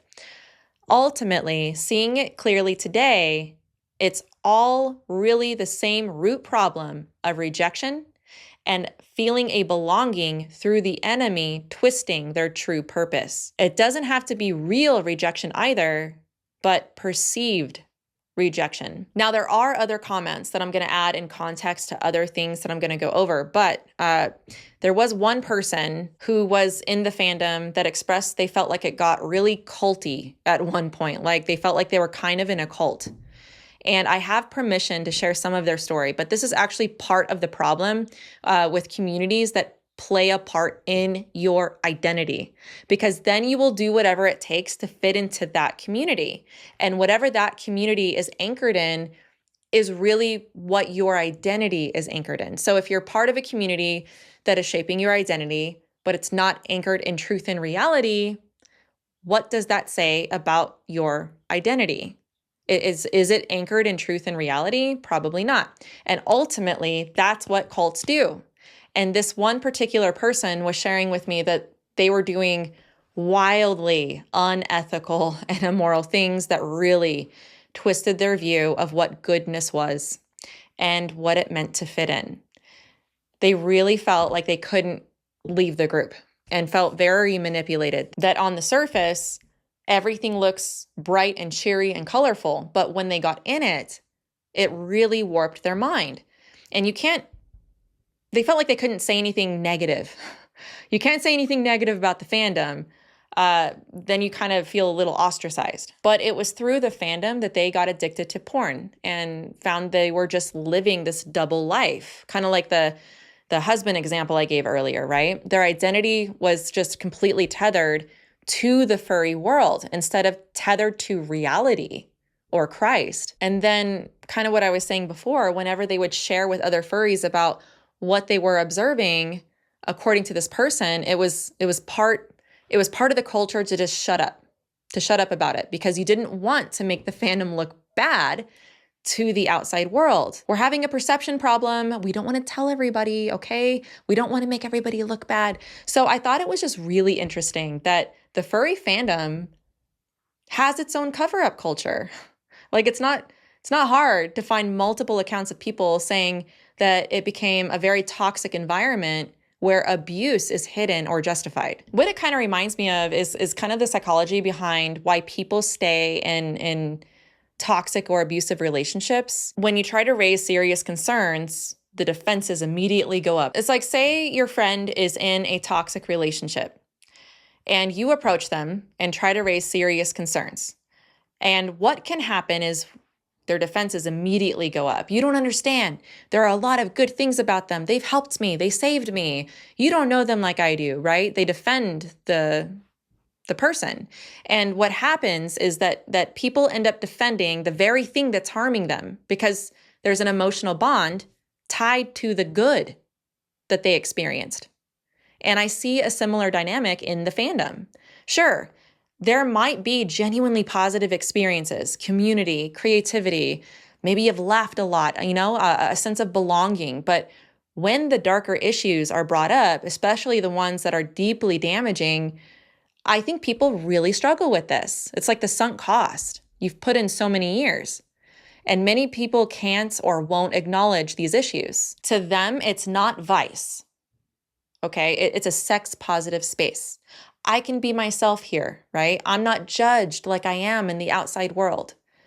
But ironically, those spaces end up being far more judgmental and controlling than they appear on the surface. And that's precisely what makes the dynamic unhealthy. The presence of some good does not cancel out serious problems. The next thing I want to talk about here is the ideology. And let me just kind of cut through all of this right now and tell you my own personal experience with all of this. I'm really wanting to be fair because my goal, again, is to understand that a lot of these people in this community are people too. But I had issues, major issues with the fandom after researching it.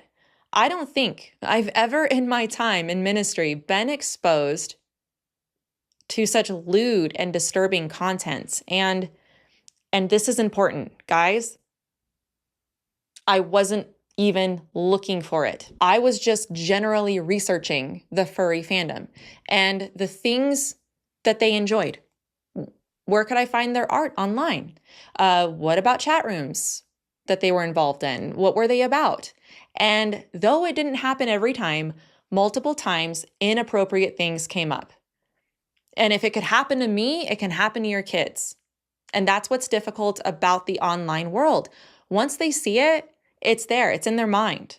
And there was a point where I felt so much heaviness that I had to take a break from researching. What this reminded me of is my friends Pat Sawyer and Neil Shenvi. I interviewed them about their book, Critical Dilemma, and they shared with me in the interview that when they were doing their research for queer theory, they uncovered some really dark stuff in the academics that involved age being on a spectrum, meaning age is a social construct. Now, to remind you of what queer theory is, it's basically what you're witnessing in our culture right now with the LGBTQ. It's the branch of critical theory, which stems from Marxism and postmodernism that claims that cisgender and heterosexual people are oppressively imposing norms of gender and sexuality on those in the LGBTQ community.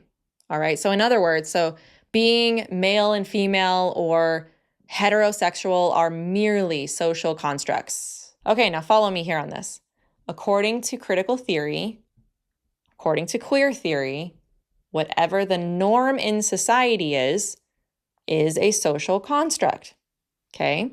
The norm of society overwhelmingly believes that adult-child sexual contact is wrong. So, that's a social construct that needs to be deconstructed.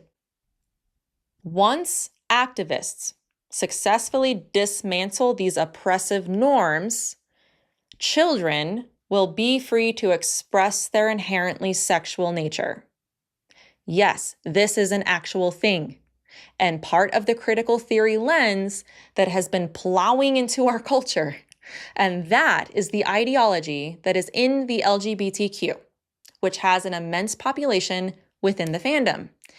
Also, I should have defined this term before, but just a side note, social constructs are not inherently bad. Language, for example, our monetary system, even our forms of government, right? There's lots of things that are social constructs. Like these are things that we've created to help society function. But that's kind of the point though. We need something outside of ourselves to appeal to for our ethical and moral standards. Standards that are not social constructs, but are objective reality that we can appeal to in order to inform how we ought to live and act.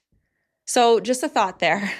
But we can't apply something objective to be a social construct because objective truth is discovered, not created. And unfortunately, because the banner of inclusivity and the huge open gate for a sex-positive space within the furry community, the furry fandom can be a haven for pedophilia. I understandably have found that people will adamantly deny that they allow this within the community. But I have easily observed a double standard in this regard, especially when you simply go in the online chat rooms and observe what's going on there. And the cultural landscape does not help. There has been a shift. And I kind of want to break down just a little bit, break all of this down just to help understand what's going on with it. There's something within the fandom that goes deeper than what the media covers or what your average YouTuber has covered. I mean, 10 years ago, I would have thought it was impossible to say that we'd get to a point where gender is on a spectrum. What a strange and completely nonsensical thing, right? That could never happen, I'd say. And that's exactly what I would have said, because it's so obvious that there are two genders. And everybody knew it until like 5 minutes ago. I mentioned critical theory before. Critical theory is an ideology that claims to deconstruct what is considered to be societal norms, social constructs, right? It's postmodern. I mentioned that before. Postmodernism is just a fancy word for saying that truth can't really be known. And you can apply that to everything: morals, ethics, age, gender, government, religion, science, you name it. Everything is a social construct under critical theory, even truth. So if gender is just a social construct, then you deconstruct it because it's been defined by evil oppressors. But again, I mentioned this before, this does, under critical theory and queer theory, apply to age. So it doesn't surprise me at all that we are seeing a normalization of pedophilia. When you deconstruct age, you make it sound like a virtuous thing, that you are advocating for the sexual liberation of children, or even the deconstruction of what we understand about our species. And the furry community is demonstrably progressive, so it makes perfect sense for critical theory ideologies to find very fertile soil there, because the gate is so wide. For many of them, it's considered sexual freedom because the goal is to live your most authentic life, to find your true authentic self. And nobody can tell you what that is except you, because the answers are found from within. In their perspective, most moral and illegal restrictions on sexual freedom are actually harmful barriers to happiness that must be eradicated. They must be deconstructed. In other words, because the fandom strives to be so inclusive, it has, maybe inadvertently, but I think it's by design, they have attracted a large percentage of people who are, sex positive. They think it's liberating, who have these strange and disturbing sexual fetishes. And those who speak up about it get ostracized. I had a friend say this. I asked a lot of friends their opinions about this, getting some feedback. And one person said this. She said, once a community defines itself around inclusivity without moral boundaries, any attempt to draw lines is treated as oppression. So you include. Something else that's interesting here that I want to bring up is that this is also the same argument used for why we ought to be able to marry our cousins or family members. Think about it. If everything needs to be deconstructed, wouldn't that include the family?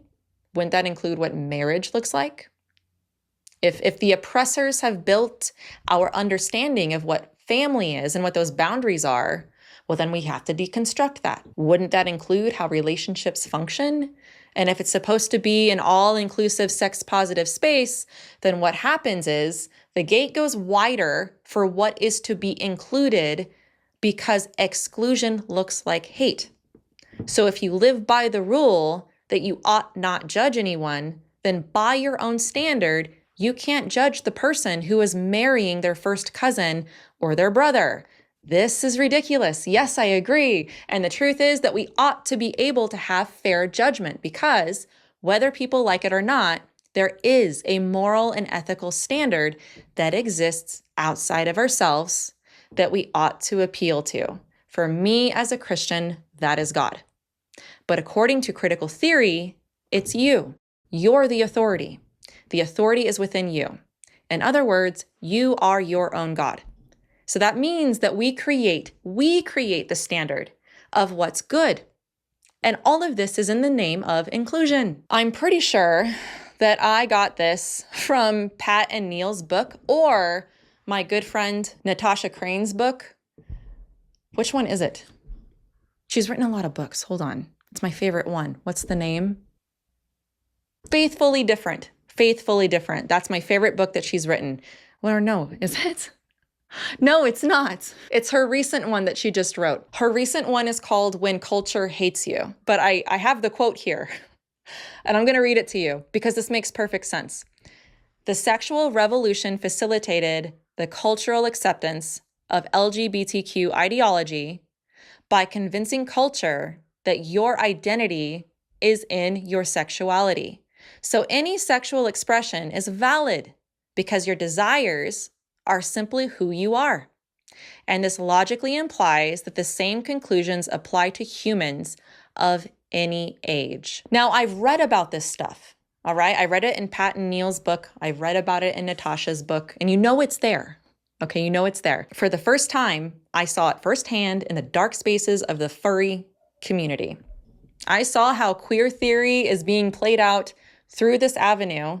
And like I said, there's lots of people in the furry community that are not a part of this. They don't want this. But it's very obviously attractive to minors and children. And guys, there's even something that's known as plushophilia. A plushophile. Yes, this is a romantic or sexual attraction to plush toys and stuffed animals. A plushophile is a brand new word that I could have gone my entire life being perfectly happy to have never known. All right, let's talk about going online. Because beyond going to this convention, I went into a lot of online communities to learn more about the fandom. And there's actually quite a variety of people with different backgrounds, at least from what I could see, at least of what they were comfortable sharing online. And not every space I went into online was terrible. There was a lot of arts, a lot of just general talk, but every single person presented as their persona.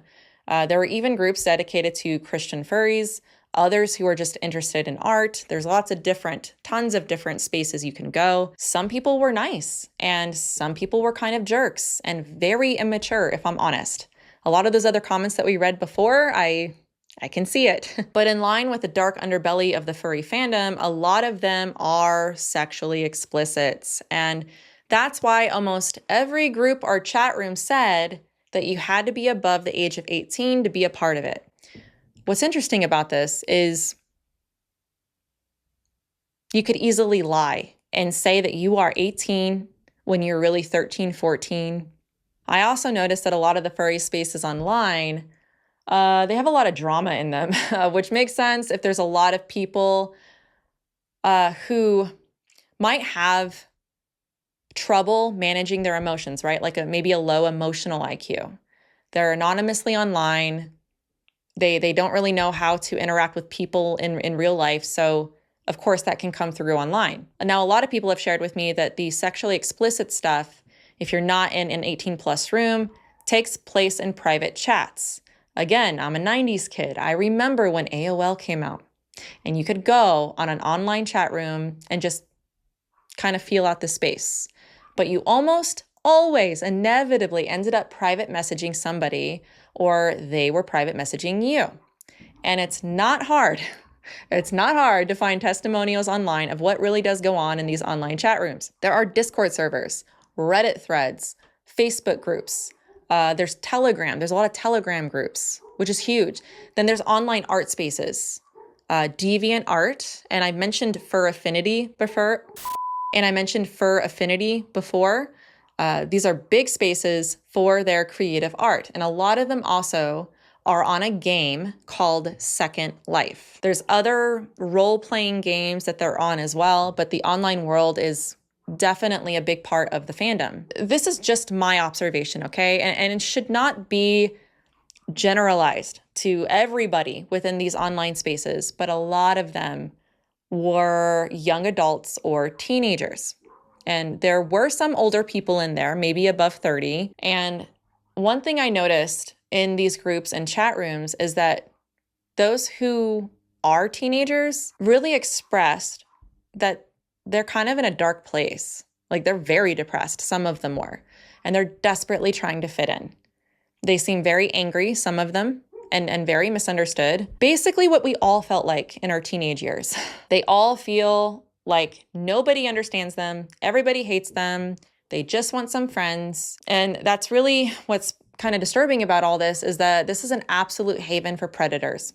Okay, you see a vulnerable kid, all you need to do is send them an instant message and validate them. That's it. That's all it takes. Then the grooming starts. Now, a lot of the talk in these public chats, at least from what I could see and observe, were fine and nice and normal. Some of them do have moderators that keep everything in check. You're not allowed to talk about this. You're not allowed to do that. And they were pretty good about moderating that, but some of them weren't. One person emailed me and had this to say about the online world because they used to be a part of the furry fandom. Let me read this to you. A lot of these chat rooms are sexually charged orgy pits. Not lying. Any parent should be aware of Tumblr, DeviantArt, Twitter. Yeah, a lot of them are actually on X. And the biggest of all, Fur Affinity. There's a lot of role-playing of personas having sex, and it can spill over into conventions. It can be extremely predatory under the guise of kawaii or cute, but a 40-year-old male could be under a cute fursuit and touching young girls inappropriately. This can also be said for those who cosplay normal human anime characters. And the idea is that because everybody's in a fursuit, sometimes they don't always check the ID, that a lot of really inappropriate touching can go on because it's anonymous, physically speaking, at least in a role play way at these conventions. And a lot of times it starts online. Now, another observation I made is that a lot of people in these groups struggle with gender dysphoria. And I don't know if you guys have ever read my book, but it's been a minute since I've had to kind of revisit my teenage trauma with my own struggles with this. And for me, I had not just the physical dissatisfaction of being a girl, but a spiritual one. I did feel like maybe God had made a mistake, like my spirit was telling me something different. My authentic self was telling me something different. I understood that sense of identity crisis. And what really helped me understand this better was hearing Nancy Pearcey talk about this concept in her book, Love Thy Body. One thing that she said, and I think it was in an interview that she was on, but one thing she says is that basically this is the sin of envy.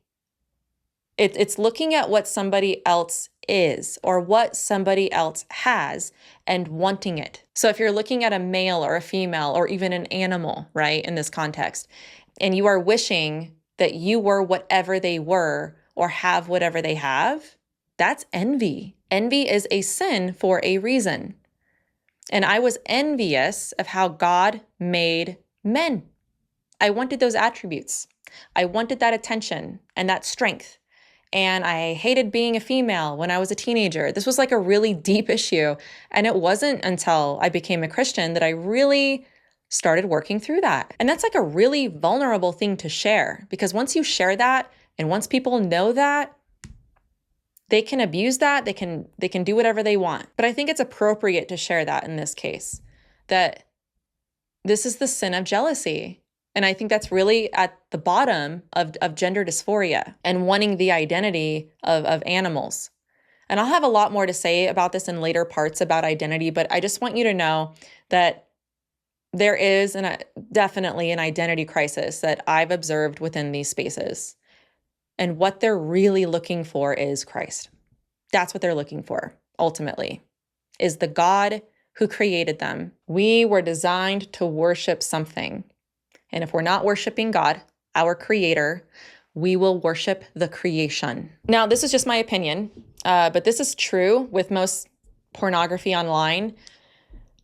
If you have a way that you can stay anonymous, you can get away with a lot. So I don't think that this is representative of all furries, but the fandom did become a refuge for sexual minorities and experimental art, which I think blurred the line in the public eye. I think that that's demonstrable. Now, the next thing I want to show you guys and talk about is the convention program. I mentioned before that I want to go over a little bit more of this program and schedule because I think it'll show a lot. And there's a reason for that, because I'm going to show you that there's a pretty PG part of each day. But even then, you can see that there's some inappropriate things that you can see. Now I'm going to put up an image for you to see, so you can see what I'm talking about here. Look at all the fun things that you can do. Now it's a 3-day convention. You have Friday, Saturday, and Sunday. You can see that before a certain time, there's a pretty PG part of the day. Now I say PG, but there's still what, we might consider strange.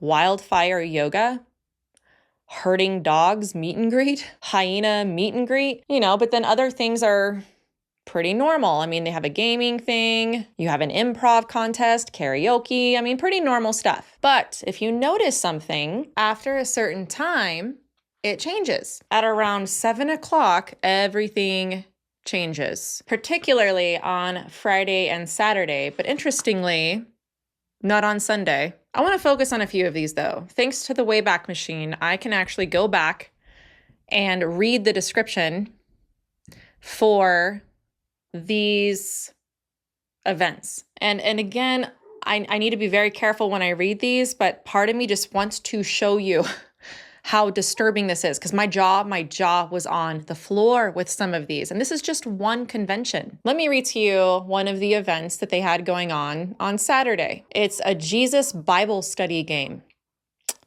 Let me just read to you this description. Are you ready to repent for your sins, or just want to have some good old-fashioned late-night con fun?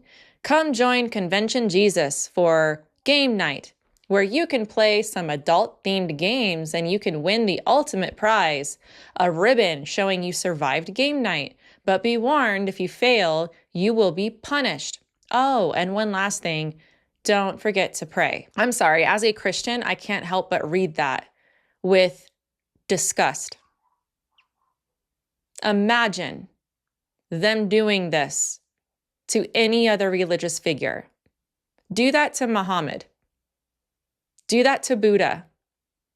They wouldn't dare. But my God is fair game. I don't know. The more the world mocks Jesus, the more I'm convinced that he is God. On the Friday night, they have a drag show, and then you have Kink 101 at 8 o'clock. Kink 101 dives into the essentials of safe, consensual play using the SSICK framework. I don't even want to know what that is. Exploring topics like consent, negotiation, navigating subspace and aftercare, and practical tips for exploring kink safely. You'll also get a look at popular kink gear with insights on what to look for in quality and safety. To wrap up, we'll open the floor for a brief Q&A to answer your questions about safe, informed kink, open to attendees 18+. You got a few others here on Friday. Puppy play, which something that Jerry and I found very disturbing. We found this very disturbing, is a lot of people there were in BDSM gear. A lot of them were dressed like dogs, but it was leather.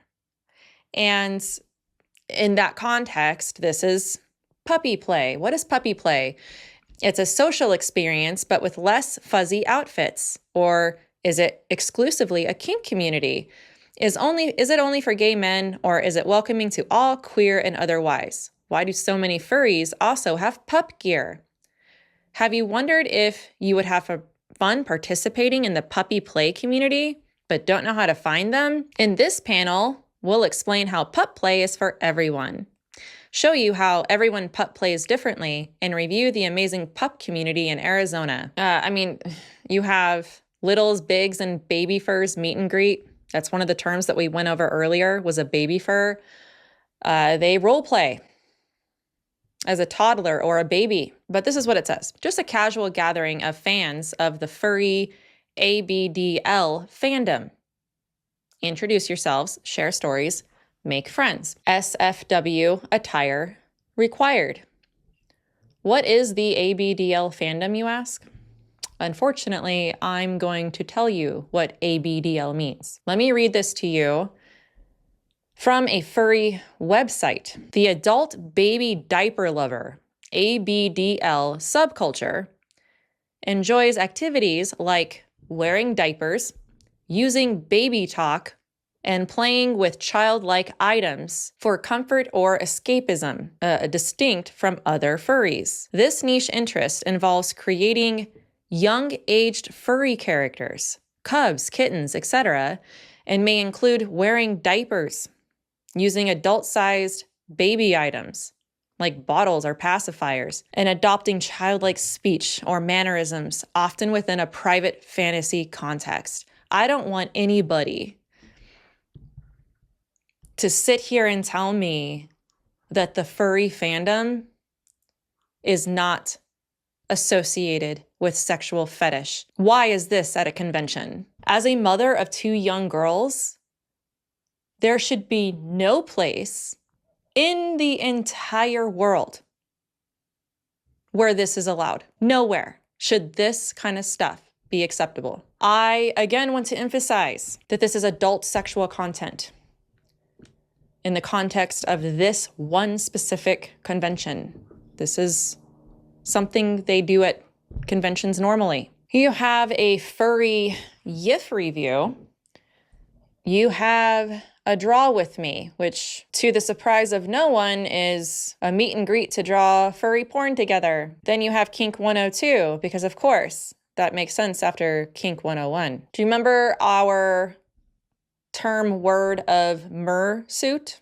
Well, there's a mersuit meet and greet between 8 and 9 o'clock p.m. that Saturday night. That's just to give you an idea of what's going on at these conventions after 7 o'clock at some of these conventions, okay? It's tough reading this stuff to you guys, but I think that I would not be doing my due diligence if I didn't share with you, parents, what happens at these conventions. Hey guys, I thought I'd add this here real quick. I've mentioned Fur Affinity a few times, the online website with the artwork.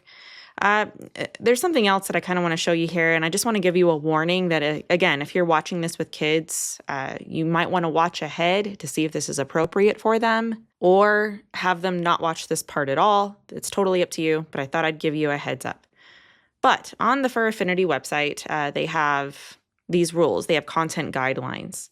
I want to show them to you real quick, because this really can give you a look at the kinds of stuff that they have to regulate. Okay, it's not the fact that, they're saying, hey, this isn't allowed. The point is that the fact they have to say it's not allowed at all means they have to regulate whatever that kink fringe thing is. Okay, so this is about the artwork. So you have general content guidelines, which are like PG. This is something for everybody. Can contain some profanity, some nudity, like Barbie nudity, sexual situations free of sexual or excessive fetish themes, which again applies that there's sexual fetish themes, violence, may contain mild violence, and other. It has to be free of sexual fluids, bodily waste. I mean, why do they need that context, right? That's where my mind goes, is why even mention that to begin with, which implies they have to regulate it. Mature content, which is the next one up, You have the language and nudity contains partial or full detailed nudity. Sexual situations contains mild sexual activity. It says no juvenile characters permitted in this nature. Violence may contain mild violence or disturbing content that may be disturbing or repulsive to sensitive users. I mean, why is this even allowed? That's all I want to know, right?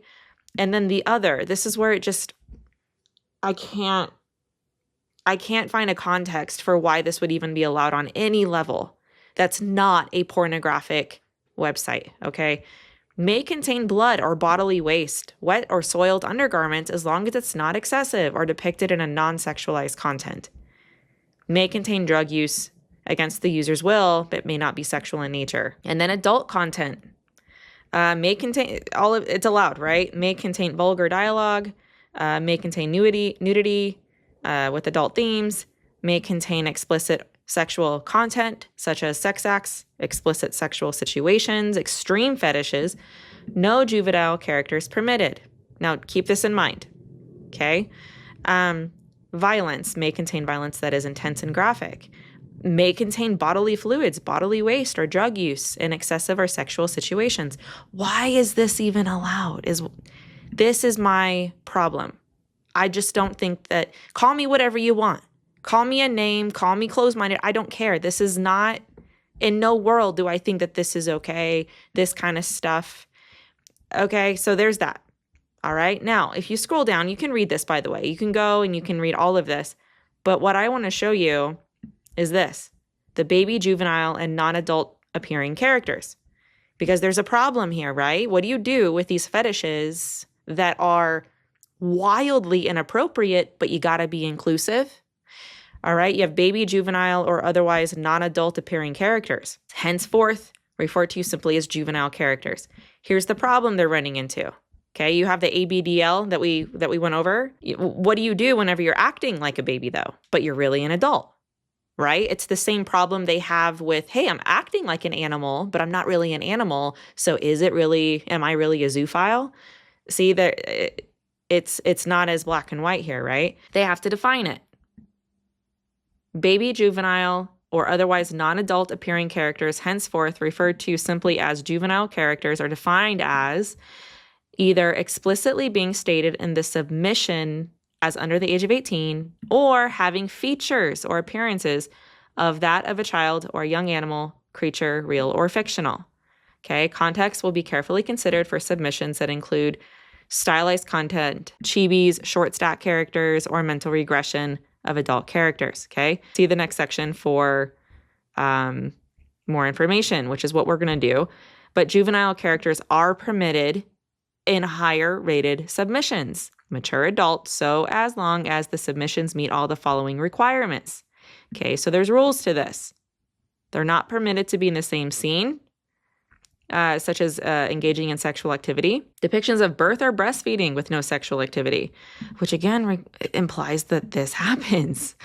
Juvenile characters are not permitted to be depicted with visible genitalia, not permitted in works depicting them as pregnant. I mean, why do they even have to say it, right? Juvenile characters are not permitted to appear in heavily fetishized content or sexually based attire, including but not limited to lingerie, BDSM gear, bondage.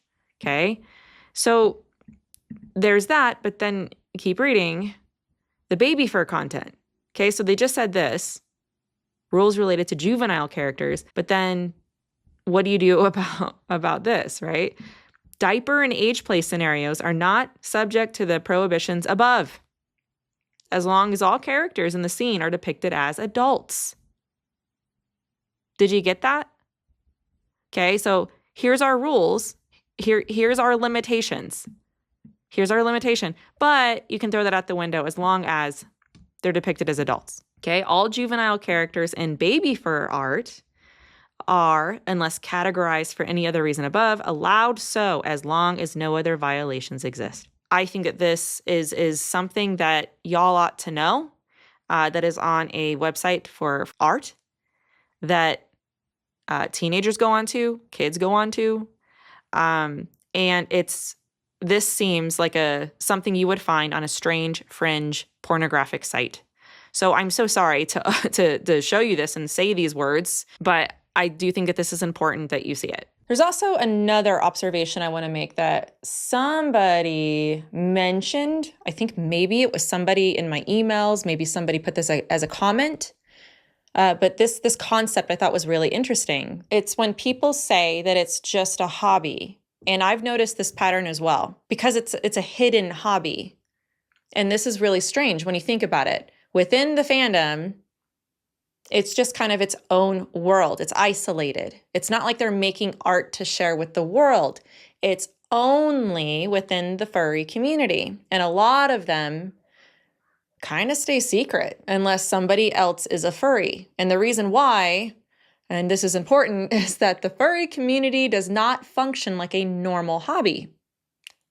Hobbies typically want to be shared. When your participation is private, it's secretive, and confined almost entirely to the group, I believe it suggests that something deeper is going on than just a pastime is at work. It's something that's tied to your identity, your belonging, and your meaning rather than just a simple creative expression. Some people within the fandom might say that they keep it secret, kind of on the DL, because they don't want to be made fun of, which fair enough. I think that is a factor, but I think this further makes my point that this is about identity. Like people don't keep their stamp collection a secret, all right?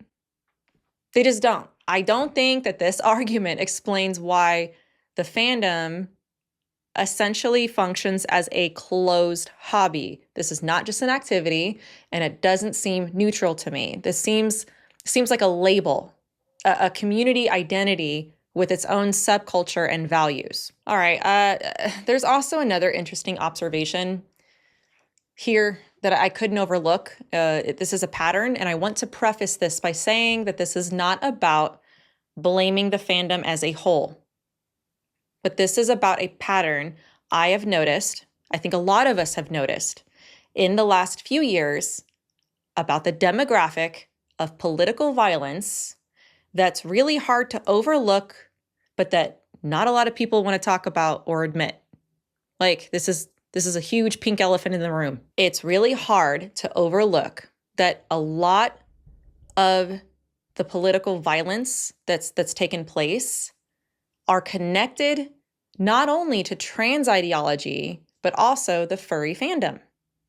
Now, right off the bat, that does not mean the furry fandom causes violence, nor does it mean most furries share those views or those behaviors. I think that would be a silly and foolish generalization to make. However, if you want more specifics on the worldview of a lot of progressive activists, like why we see violence as a feature of progressivism, I made an entire video covering critical theory ideology and why violence is a feature of progressivism, not a bug. It will be in the description.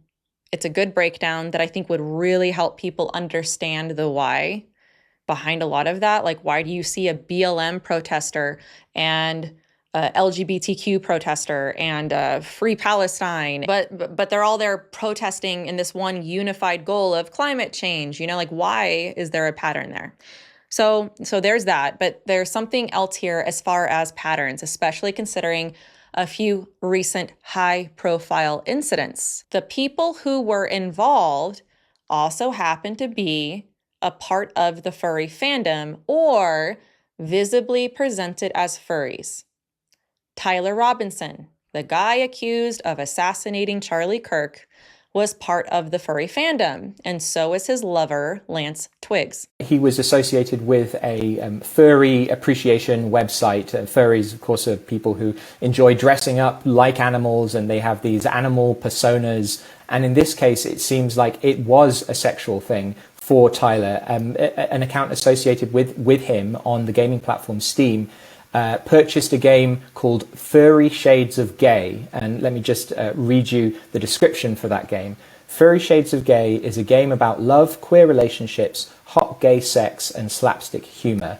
And this seems to be kind of anthropomorphic, part animal, part human, animated characters in sexual situations in a game that he was playing on his online account. And then there's also Thomas Crooks, the would-be assassin of Donald Trump, who was also into the dark side of the furry fandom, and he used they-them pronouns. They say, and I'm very frustrated with this, because they say he appears to have been interested in, quote, furries and exploring gender identity. First, apparently he used the pronouns they, them as his default on DeviantArt. And also they say had an obsession with scantily clad cartoon characters that had muscle-bound male bodies and female heads. Then, at a recent TPUSA event at Berkeley, there were some pretty aggressive protesters and activists outside, and at least one of them was dressed in a full fursuit. Outside, students and other demonstrators chanted and protested throughout the night. So the question is not, are furries violent? That's the wrong foundational question.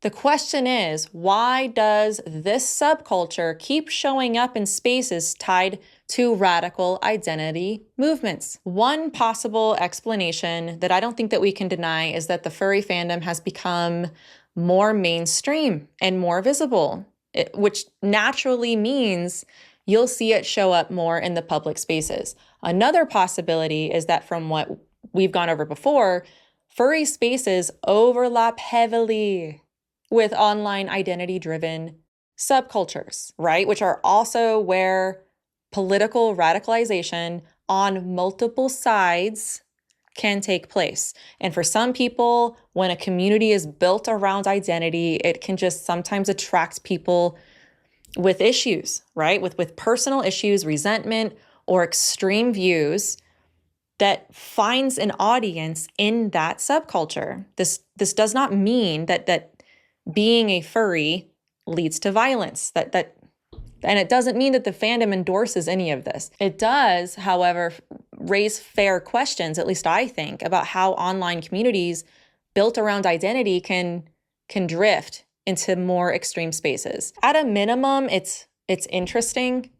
And I would say that at most, I think it's worth paying attention to what happens when these immersive online communities, like you're immersed in it, you're kind of disconnected from reality in a way. When these communities go mainstream in a culture that's fertile soil for hyper politics, like a hyper political world driven by identity politics.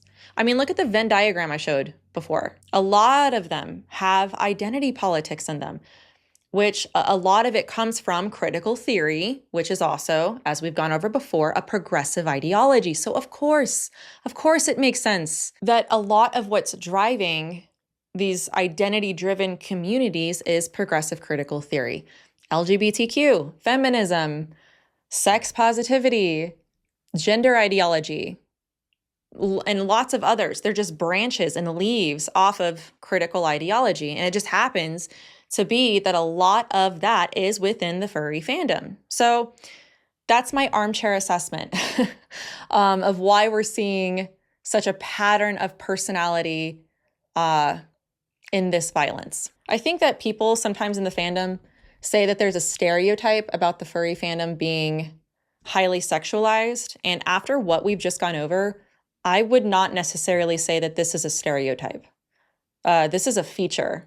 Unfortunately, I was really hoping at the beginning of this research to find that wasn't the case. Let me just take a minute and emphasize this one point for just a minute. It's worth noting, once again, that most people in the fandom are probably not into the whole creepy fetish kink stuff, okay? And it would be a mistake to overgeneralize and label everyone in the community as being part of some weird fetish culture, okay? Not only do I think that's fundamentally flawed, like logically flawed, but I think it's unfair. But that is not the argument I'm making. That is not what I am observing. What I am observing, the pattern that I am noticing, and what I am drawing a conclusion from when I see that pattern, or what I can't help but conclude from what I have seen and researched, okay, isn't that everyone participates. That's not it, okay? The point is that the dark stuff is structurally embedded in the environment. It is part of the atmosphere. Okay, that's my point. In other words, you don't have to go looking for it to show up. Even if you are not interested in that side of the fandom at all, it's difficult to avoid being exposed to it. It's just, everybody knows it's there. Everybody that I talked to knew that this was just a part of it. What this reminds me of is that it's kind of like trying to read a young adult book or watch any show aimed at children or teenagers made in the last few years that doesn't force into the storyline an LGBTQ character or some sort of storyline with that kind of ideology, right? So you're not even looking for it, but bam, there it is. It's in your face. Ah, they're kissing. Ah, there's this storyline, right? Like, so it's just there and you're forced to deal with it. So you don't have to be into the fetish content for it still to be pushed into your face, all right? And honestly, I genuinely feel for the people in the fandom who want nothing to do with that side of it and yet are still lumped in with it because they're navigating a space where those boundaries are constantly blurred. Call me an optimist, but I think there are probably a lot of people in the fandom who wish the weird stuff would be pushed out. They just don't say anything because the moment you do, you're the one who becomes the problem. I hope and pray that they realize that there is this moral standard, okay, that it's a good thing to have boundaries. And I pray that they have the courage to stand up for that. I was actually really waiting to see what Jerry thought about the convention when we went. I purposely only told him certain stats and kind of kept my bigger opinions rather simple and to myself, as not to poison the well, because I didn't want to affect, his thoughts on everything in his opinion. I didn't give him all the research information. So thanks, Jer.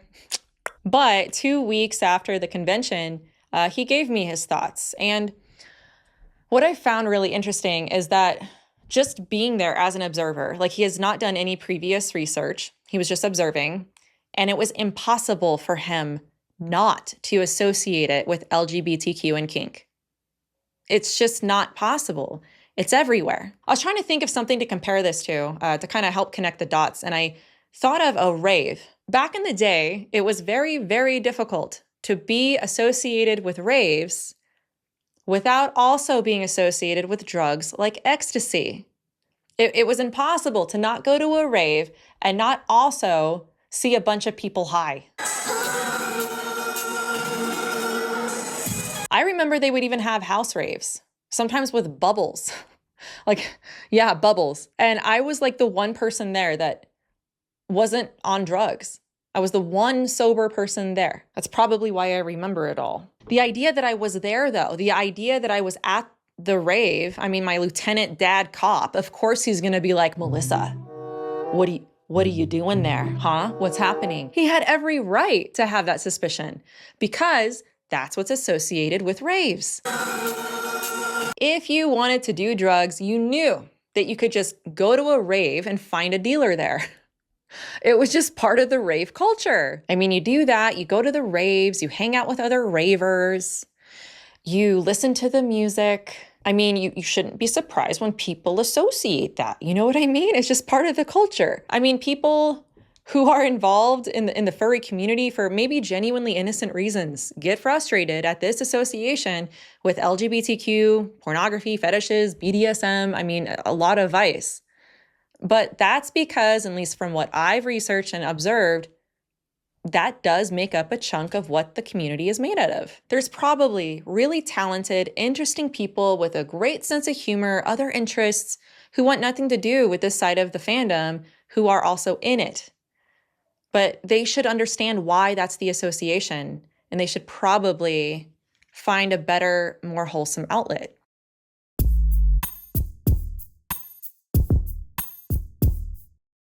I'm going to begin here with sharing some general statistics that I found interesting. This is from the Fur Science website. Now, a little bit more about this website. I mentioned it before. This website is made up of people who say that they are scientists who study the furry fandom, and it's part of what's called the International Anthropomorphic Research Project. As I understand it, there hasn't been an in-depth study for the last 5 years, since 2020, which makes sense because it takes a while to gather this information. So keep that in mind as I share this.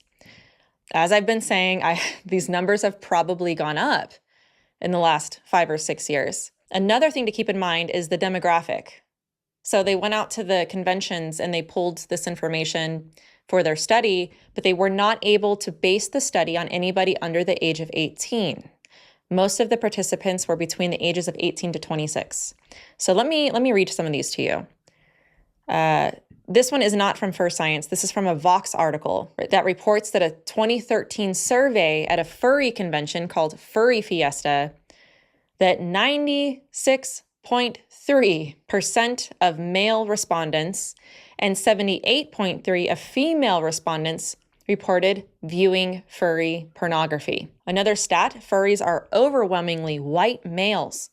According to one Fur Science study, they made up about 70 to 78% of furries. Now, for sexual orientation, lesbian, gay, or homosexual in general, 28.8%. Straight is 10.1%. Bisexual is 23.4%. Pansexual, 16.5%. Asexual, 10.5%. Asexual beat out straight. I don't know, 5.8%, or something else, 4.9%. About furry art, they did this study on if it should be pornographic or not. I'm going to read this to you.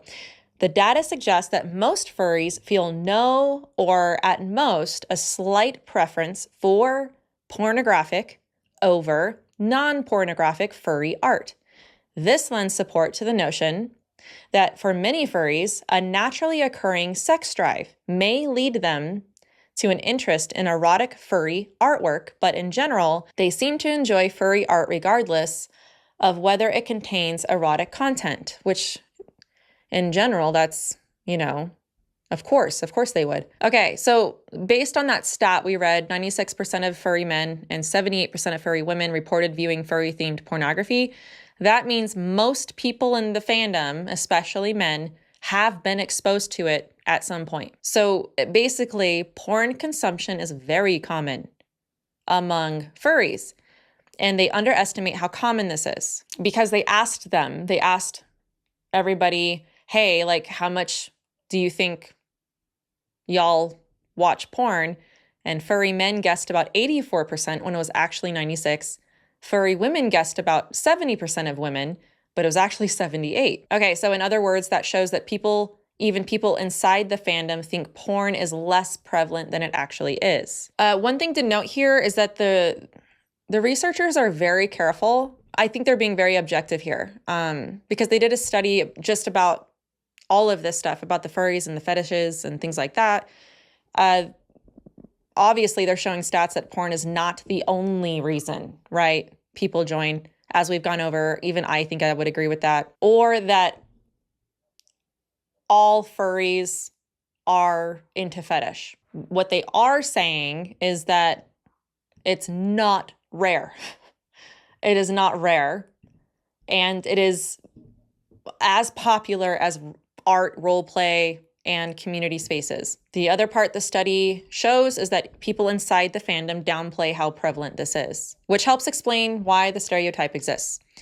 Another study shows that furries are disproportionately likely to be a part of the LGBTQ and are most likely to be early to mid-20s. I think I read that stat before too. Only 3.8% of furries have kids. 8.5% are polyamorous. Words are hard. 45.5% are not dating. 10.7% are married. 7.5% are Therians. Other kin make up 5.5%. Artists are 34.7%. Gamers, 64.1, musicians, 16.9, writers, 21.7, gray muzzles, remember those are older, like above 30, I think is what it is. Gray muzzles, 14.1%, which is a lot, in my opinion.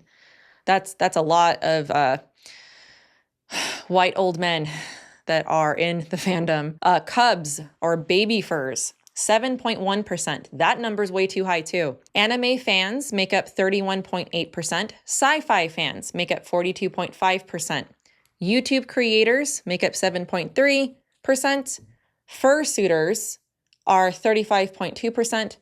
Role players are 28.3%. 59.2% of furries say that their first interaction with the furry fandom was under the age of 18. Almost 60%. Wow. 35%, with 35.1% saying it was before the age of 16, and 11.3% saying it was before the age of 13. The average furry has been a furry for approximately 9.7 years. So there's a lot more to look at here. You are free to go look at this website for yourself. Those are just some interesting stats that I pulled that I thought would be interesting for you to know. But now I want to switch gears and talk about the mindset behind all of this. I've had a personal interest in this because I like to understand why, because it helps me to take down my defenses. It helps me understand. So I'm hoping going over this will help you do the same thing. But at its most basic level, as I understand it, the reason that some adults can be drawn to the furry fandom is not all that different from why children are naturally attracted to cartoons, like pretend anthropomorphic characters, pretend play, imagination, role play, creative expression. These are normal parts of childhood development. Kids naturally enjoy costumes, characters, fantasy, because play is one of the primary ways that kids understand and explore the world. And they experiment with identity and play and experience joy. So seeing someone dressed up and thinking, wow, that's so cool, right?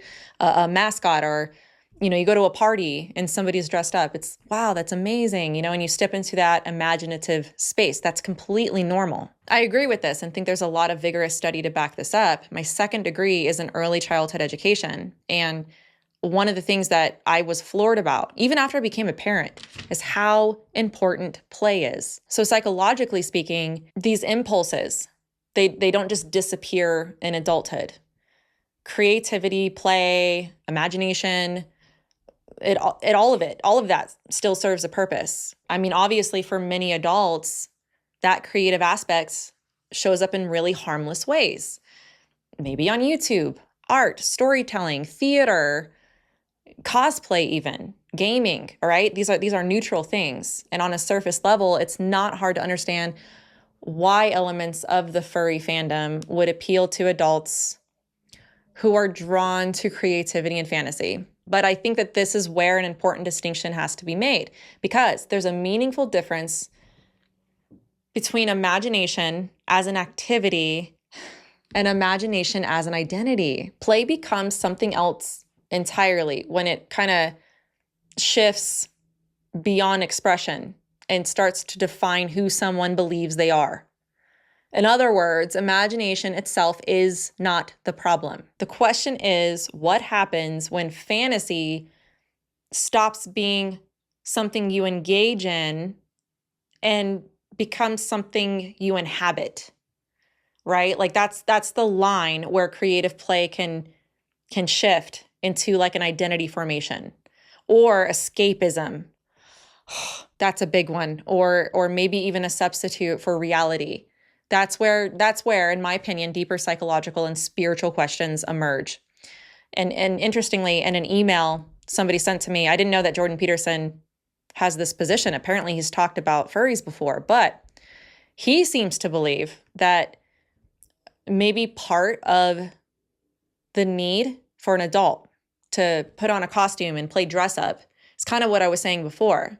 It's repressed childhood. like a lack of dramatic play in their childhood. You know, I watch all these strange identity issues that are emerging in adolescence and even on university campuses in early adulthood. This preoccupation with sexual identity, with gender identity, and also the variant forms of even more imaginative play that are associated with that, like the furry culture, for example, and the anime culture. And what I see there is delayed dramatic play, right? So I'm wondering if what's happening to some of these kids is that they get away from this oppressive family environment where they're never allowed any freedom. They burst out at, say, the age of 17 or 18, and then they have to frenetically engage in a dramatic search for identity because they didn't do it when they were like 3, which is when it really needs to happen. We radically underestimate the significance of dramatic play. Then we have dramatic play on the part of rebellious adolescents constantly, you know, as they protest in the streets. Again, I agree with this. I think play is very important for your child's development.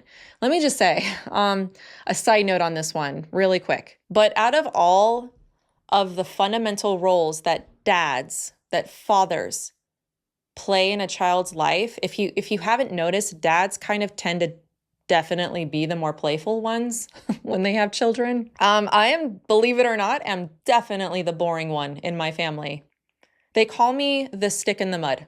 I'm not even kidding. I mean, I remember talking with my own husband about this. I'm more serious. I'm more nurturing. I'm more organized. And he is definitely the more playful one. He put it to me this way. He said that they run to me when they get hurt, but they run to him when they want to play.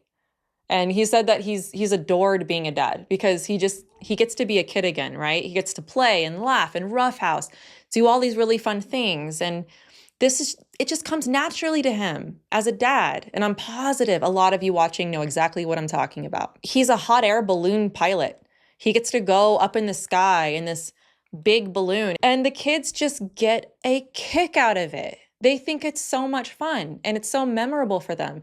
So it's just the role of the father, the role of the dad, you dads out there, okay? You're very important. You're very needed. Don't underestimate your role as this playful, imaginary, lovable, huggable ball of fun.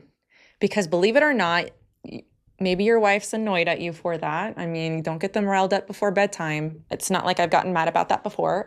But I think that play is underestimated. It's very important to play with your kids and get them to laugh and giggle. So I think that that's just a really healthy perspective on a dad's role and a mom's role. Okay, but if you play the movie forward, I think there's a lot of question marks here. This also, by the way, in doing this research, this reminds me of Michael Jackson. I mean, the guy grew up a Jehovah's Witness. And if you don't know anything about Jehovah's Witnesses, it's very difficult for a child to have a childhood. There are no holidays. There are no birthdays. Everything's demonic, right? And so you can't just watch cartoons because that's evil. It's worldly. And Michael Jackson essentially didn't really have a childhood. He had a difficult time dealing with this. And as a way to recapture his childhood and whatever was missing in that developmental period, he created Neverland Ranch, which is seriously quite an appropriate name. This was his personal fantasy that was very controversial to recapture his childhood. You know, for him, he wanted it to represent joy, innocence, imagination. It was escapism. Now, like I said before, I think that there's a healthy level of this at any age. I think imagination and fantasy can be beautiful, right? With a healthy context, though. But I think we all can kind of gather the difference between a healthy imagination and an unhealthy context at this point. The other thing that kept coming back to me over and over again, and maybe you guys have picked up on this theme in this entire video, but it's identity. But for anybody who emailed me or that I got to talk to, it was the same question for almost everybody I talked to who was in the furry community, and that's about identity. Okay, I'm no expert in this area, and I still have a whole lot to learn. And I don't want to sit here and play armchair psychologist, but it doesn't take a whole lot to see that there's an identity crisis that we're having here. And I totally think it's spiritual. We are made in the image of God as human beings, and Though I think that there are pockets within the furry community that look at this as more of an art or something fun or whatever it is, the same question I pose to everybody is how much of this makes up your identity? What would happen if you didn't have this? What if this disappeared tomorrow? Is this an idol? Does this actually affect your relationship with reality? Is there a reason why there's a longing for this childlike pretend? Is this something that is really fun or joyful? Or is this a trauma response? Is there something deeper going on that maybe you're responding to have this symptom of dressing up like an animal and bringing an identity to that character that goes beyond it just being a mascot? How much of this is a hobby and how much of this is an identity? Is this for fun or is this escapism? You can see why this issue of identity just kind of made my head explode a little bit. After the convention, I took lots of notes, but there's one thing I wrote and I like the way I said it. Maybe Jerry, you probably said this, maybe. Our brains brain sometimes, you know what I mean? Okay, we were probably just kind of debriefing afterwards, but I wrote this down. There seems to be a huge correlation between an obsessive desire to identify as the character that you have created. And of course, this all ties into the LGBTQ community because then your gender has to match that character. And then I wrote down about how it's just different from like live action role play, where you go see a play and the person on stage is they're playing a character, but like that person knows that they're playing a character. What is it called when somebody goes a little too hard in their acting persona that they take on that character's identity? Method acting. It's been a long day. My brain works. Okay. Words are hard. That's funny because I know a lot of you were saying that out loud. But for the person who's on stage and they know it's, just a character, maybe they improvise their lines or whatever, right? Maybe they're having a lot of fun taking on that role, but then they don't live in that role after they leave the stage. They have the personality and gift to share with the world. But that's not what happens in the furry community. It's, as we've gone over before, it's very isolated and only for the furry community. There is no sharing of talents outside of the community for the most part, which I still think is odd. I think there's a difference between cosplay, creativity, and making it your identity. When I made a post about this, that I was researching this and going to the convention, a friend of Carl Tykrib commented about this. Her name is Audrey. Now, if you don't remember, maybe you haven't seen it, if you don't remember Carl, I interviewed him recently about Burning Man. He's a total wealth of information, just a gem, a total gem of a person. And he researches a lot of really fringe spiritual stuff. And he actually goes into these spaces for the gospel and for research. And one of those spaces that he goes to is Burning Man. And Audrey is one of the people that goes with him sometimes. Now, she left a comment on my social media that I thought was really interesting, and I want to read it here. She says, I've been around furries at Burning Man, and in a small community I've tapped into near me, but not enough to fully understand their culture. But here's what I do know, which goes along with every modality, identity, lifestyle I've been around doing research. It's about community and identity. It's not about the party, the colors, a cool factor, the height, a sexual fetish, although that's there for sure. It's about being accepted for who they are. It's a place to connect and share in a mutual experience in a safe environment. It can almost be described as a spiritual and psychological state of consciousness for those who have embraced it as their core identity. They will live on the outside as needed in their relational lives to get by in society, but it's just a facade as they move through life, always aware of their core. This is what I would call the true authentic self. They long to be seen and accepted by society on the same level as LGBT. I know this doesn't help, nor am I defending any of these modalities, but I think we as Christians have to first and foremost see everyone as people, not as a group of sinners with no feelings that we label and put in a box or snub our noses at as if we are any better. I've learned through what I do that many people are experimenting and looking for the true meaning of life within these communities because they have been burned either in life or by other Christians. We don't have to condone their choice, but we are commanded to go, not sit in the church pews, spreading the gospel to our own. To go means to go to them in whatever manner you're led to. We don't deny our faith or practice theirs. We don't do syncretism, in other words, right? You contextualize. But we speak their language, reason with them, and still love them as people while we walk in foreign lands. Is this not what we as Christians are doing by default already? For as much as we cry out for meaning and cling to our hope, so are they. And it's our job to be there, to reason for Christ as Paul did in Acts 17 when in Athens. I thought that was an interesting perspective. I would say that this applies to literally anybody. Now, I had 3 pockets of people that I talked to for research. First, one-on-one at the furry convention that I went to. Second, secular online sources and public chat rooms. And third, from those who personally reached out to me. And there was almost a unanimous concession of at least one of 3 things. First, they did have identity issues of some kind. Maybe they struggled with their sexual identity at one point, but overcame that. Or maybe they haven't, but maybe they're on the autism spectrum. Or maybe they've had some sort of repressed childhood.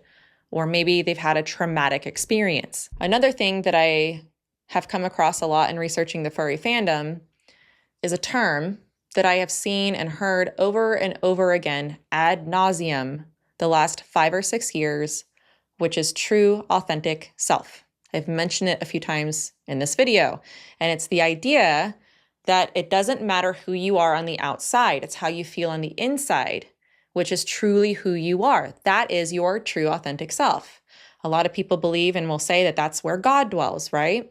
So for a lot of people in the fandom, there's a spectrum of this. And again, I want to emphasize for some people, this is a hobby, not an identity issue. But for a lot of people, it goes much further than that. I mean, these characters are not just a figment of their imagination. They are part of who they are, literally. When I was doing the research for my book, Happy Lies, which is about the New Thought movement, because that's the movement I unknowingly didn't know there was a name for it. I used to be a part of that. And there was an undeniable crossroad that I ran into when it came to one of the cultural streams that fed into the spirituality of New Thought. And that was the Transcendental Movement. In fact, the name of the chapter that I wrote on this is The Identity Crisis. And that's where I share a little bit of my own personal story, really struggling with my own identity. And this is before I had even ever heard the term gender dysphoria, and before all of this gender ideology was really in the minds and hands of virtually everybody. And not to get too geeky on you guys, but we can thank New Thought, Transcendentalism, and Romanticism for a lot of the downstream identity issues that we have today in our culture. You know, the stuff that we learned in like history class in high school that we didn't pay attention to, but that's probably why this stuff matters. But here's what I want to do. I want to read to you a few things from that chapter that I think is really relevant here, that I think gets to the core of the issue. This is not, I mean, you can call me whatever you want. You can call me hateful. You can call me bigoted. Call me whatever you want. I think that's a cop-out. I think that that's just a scapegoat to not really look into this kind of stuff, but it's just so much deeper than that. The first thing I'm going to do is I want to read a quote from Nancy Pearcey from her book, Love Thy Body. Christianity is often accused of being anti-sex and anti-body, but in reality, it is the secular ethic that is anti-body. Gay activists downplay the body, our biological identity as male and female, and define our true selves by our feelings and desires. They assume that the body gives no reference points for our gender identity or our moral choices.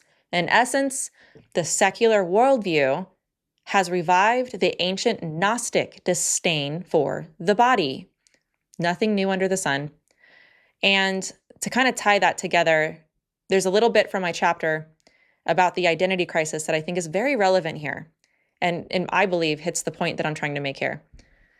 The truly authentic person is someone who outwardly expresses the inner self. And I think I'm quoting Carl Trueman here. I have a citation to his book, I'm sure of it. Your outward you must match the inward you. Society makes us inauthentic. It has pressured us to act against our true feelings and convictions. We must live our truth, which is actually ironic because today, in many cases, for someone to be their authentic self, they have to deny reality to do that. They have to fake to be authentic. Thanks to transcendentalism, trusting your feelings and emotions became the source of where God dwells. If I could sum up transcendentalism in one word, it would be self. Within transcendentalism, your reason is not the superior source. Your inner self is, because spirit is superior. People were seen as infinite with godlike potential, and the opinions of others, society, remember the social construct aspect of it here. So the opinions of others stifled this inner, authentic, true self. I agree there's a reasonable place for authenticity in the Christian life, but it's quite different. Where some look at what's within as good or even divine, the Christian seeks authentically differently.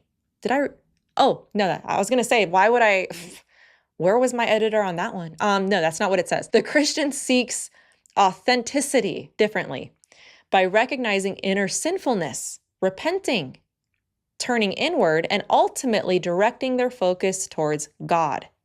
This is where true authenticity lies. The movement to follow your authentic self seemed to be motivated by more than just a rebellion from society, but also sexual freedom. When someone identifies as how they feel on the inside, whether it's a trans man, a trans woman, a non-binary, two-spirit queer, or even a mythological creature or an animal, this is their inner reality.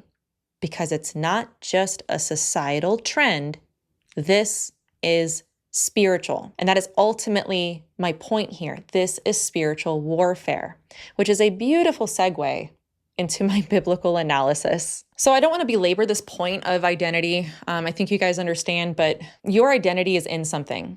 And if it's not in Christ, then you will always be empty and looking for him, whether you realize that or not.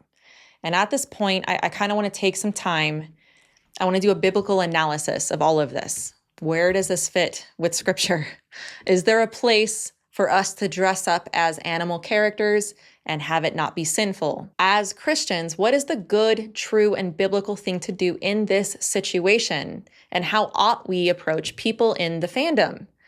This is why I wanted to go over identity so much, because I find that with this, what the statistics have shown and the reason why people are a part of the fandom really does matter, especially spiritually speaking. Jesus says that those who lose their life for his sake will find it.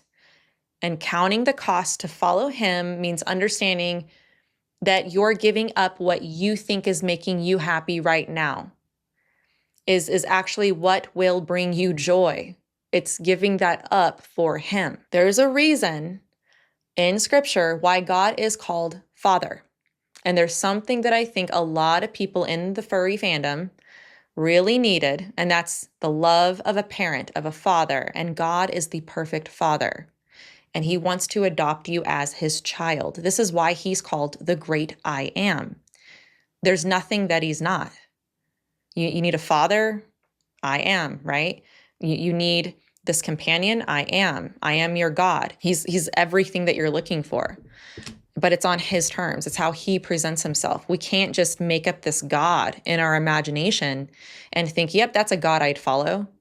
It's who is this God of the universe who created you, who became a human. He became his own creation and took a sin debt for you. Who is that God? What does it mean that he is the great I am, uniquely the Son of God? I think for those who are in the fandom, who have made this a huge part of their identity, especially for those who identify as Therians or see this character that they have created as some sort of alter ego or escapism, that there are tons of scriptures about this concept. As image bearers of God, I think that Satan would love to distort that in any way. And for Christians to start, I think that recognizing that members of the fandom and anybody else out there are image bearers of God. There is still a person there. Underneath that fursuit is an image bearer. And this is one fundamental and foundational biblical concept, which is why we have like a high view of humanity. It's humanity as a creation of God in relationship with God. That humans are a unique creation of God. And you would be surprised how that one foundational concept can change our attitudes and how we approach conversation with them. This does not mean affirmation. It does not mean that we water down what's true, scripturally speaking, because scripture does not permit that. Truth does not permit that. At the same time, the Bible is clear that human identity is received, right? It's not self-created, in other words. Our identity comes from God as creator, not from those inner desires or those chosen personas, this true authentic self.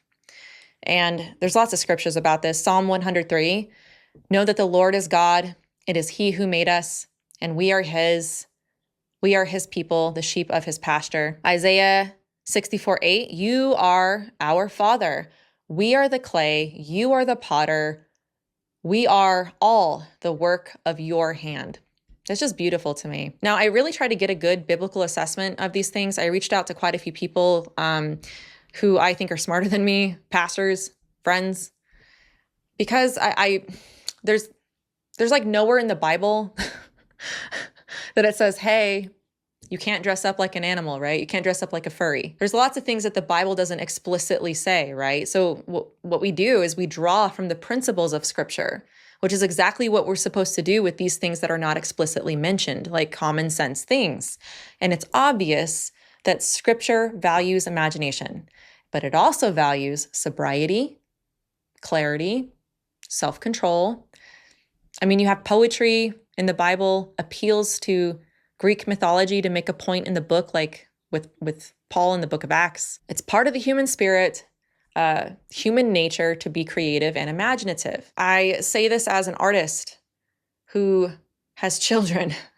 I naturally love to create, but biblically, fantasy becomes spiritually dangerous, and it blurs reality and it becomes a coping mechanism for like unsolved pain, unresolved trauma. And that's not unique to furries. The Bible would say the same thing about vice in general, like porn, video game addiction, drugs, like substance abuse, or any immersive escape that displaces real life. There's another scripture here I want to read to you, 1 Peter 5:8. It's kind of a classic one. It says, be alert and of sober mind. Your enemy, the devil, prowls around like a roaring lion looking for someone to devour. That's you. That's you. It's all of us.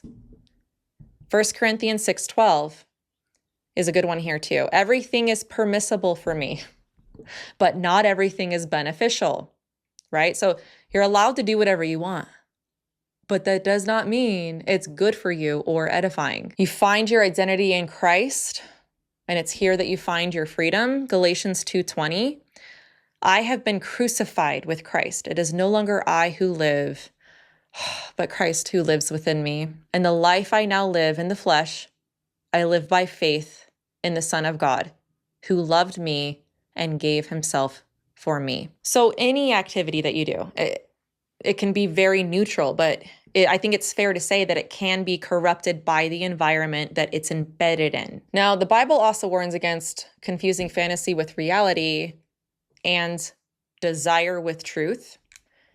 This is classic Romans 1.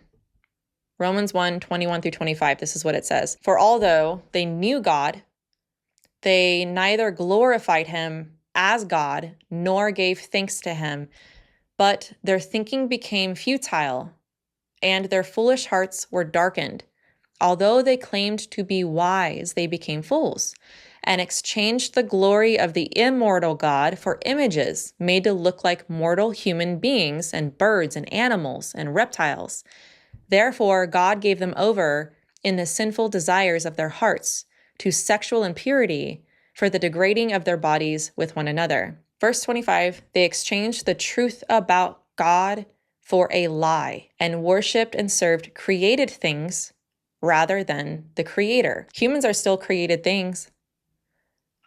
We can still worship and serve ourselves in the name of God. And it's a lie. You're exchanging the truth about God for a lie. And following that inside authentic self is another form of this. It's another form of self-worship. It's a happy lie. Now, considering statistically that over half the fandom is LGBTQ on some level, scripture is equally clear about sexuality. It's good, all right? It is good within God's design and destructive when detached from it. I mean, your surrounding environment matters, even if you don't participate. And scripture even warns about this particular thing, about environments that normalize sin and even elevate it to goodness, right? Isaiah says this, woe to those who call good evil and evil good. 1 Corinthians 15:33, make no provision for the flesh to gratify, oh wait, no, I'm reading the wrong one. It says, do not be deceived. Bad company corrupts good morals. The second one is Romans 13:14, make no provision for the flesh to gratify its desires. And here's the problem, okay? When a community normalizes sexual immorality, they don't call it that, right? It makes vice hard to avoid. The reason why is that it treats boundaries as oppressive. It blurs lines between adults and minors, and the Bible treats that as spiritually dangerous, as it should, even if not everyone participates equally. So biblically, it's legitimate to say, I care about the people here, but the structure and the norms of this space are not healthy, spiritually or physically. I think that's fair. The highly documented presence of explicit content and fetish, these subcultures within the furry fandom, is therefore not morally neutral. This is not a neutral thing that we're dealing with here, even if not all participants engage in it. All right, because the Bible does not treat environments that normalize sexual immorality as spiritually harmless, especially when boundaries are blurred or purity is difficult to maintain. And at a deeper level, the fandom can function as like a substitute community. We kind of went over this a little bit before, but it can offer belonging, meaning, especially to those who feel alienated or wounded. And the Bible does acknowledge this longing. It acknowledges it deeply, but it warns against seeking a life in broken cisterns that cannot satisfy. This is Jeremiah 2:15. It's a very popular scripture that kind of embodies this point. Ultimately, the biblical issue, the spiritual issue is worship and identity. Everyone grounds their life in something. And Jesus calls all people, furry or not, to die to false identities and live in him. I think a biblical response can address the issues without mocking and doesn't make an excuse for it either. It speaks the truth in love. It sets clear moral and ethical boundaries and trusts that no identity is beyond the redeeming power of Christ. Okay, so with that said, I know that some people are going to wonder about dressing up, or maybe people who are professional mascots, right? Or maybe some sort of other activity that involves imagination. And look, here's the thing, okay?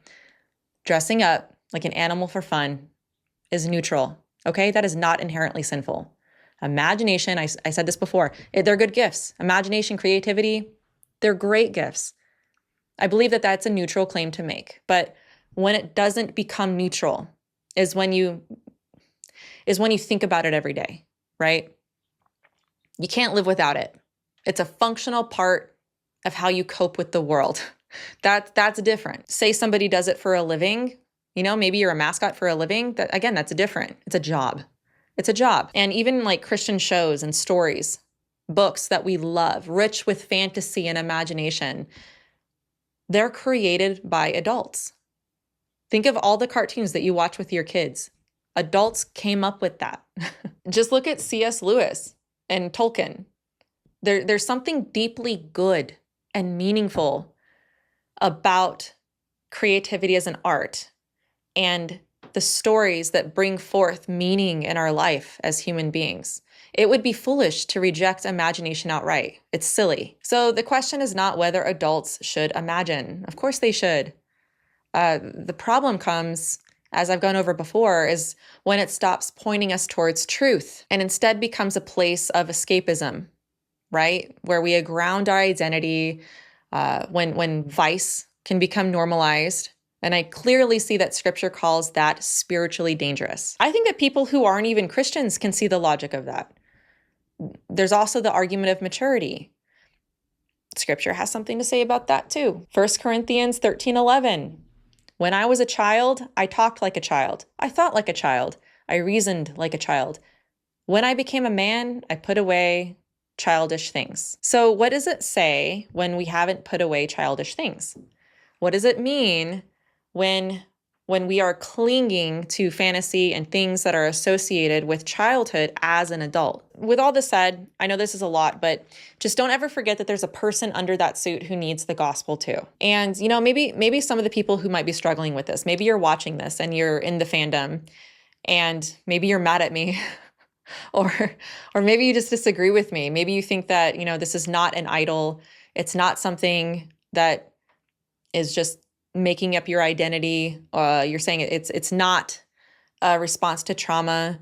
Here's my challenge to you, okay? Is that fast from anything that has to do with the furry fandom for 30 days.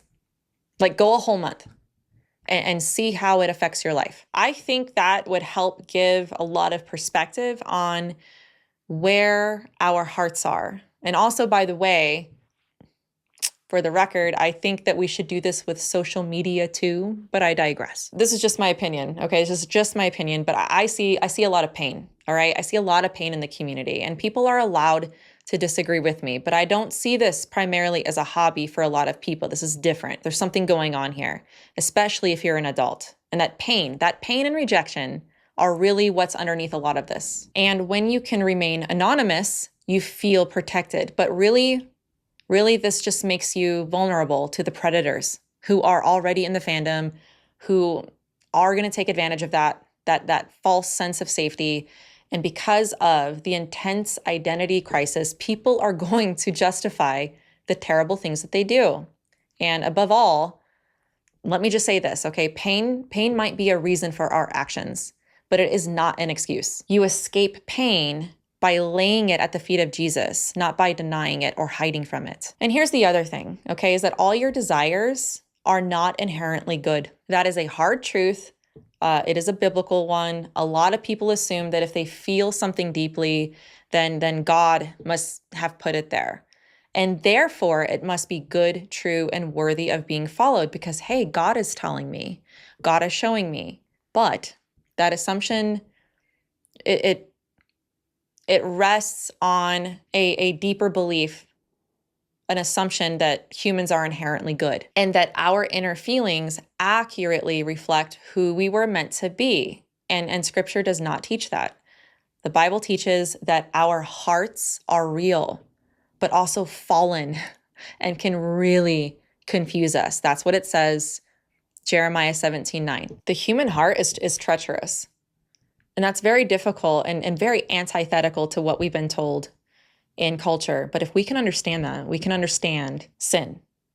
We can understand why we need a savior. So yes, our heart, our feelings, our desires can really confuse us. Now, if you play that movie forward, that whatever you feel on the inside defines who you truly are, it quickly falls apart.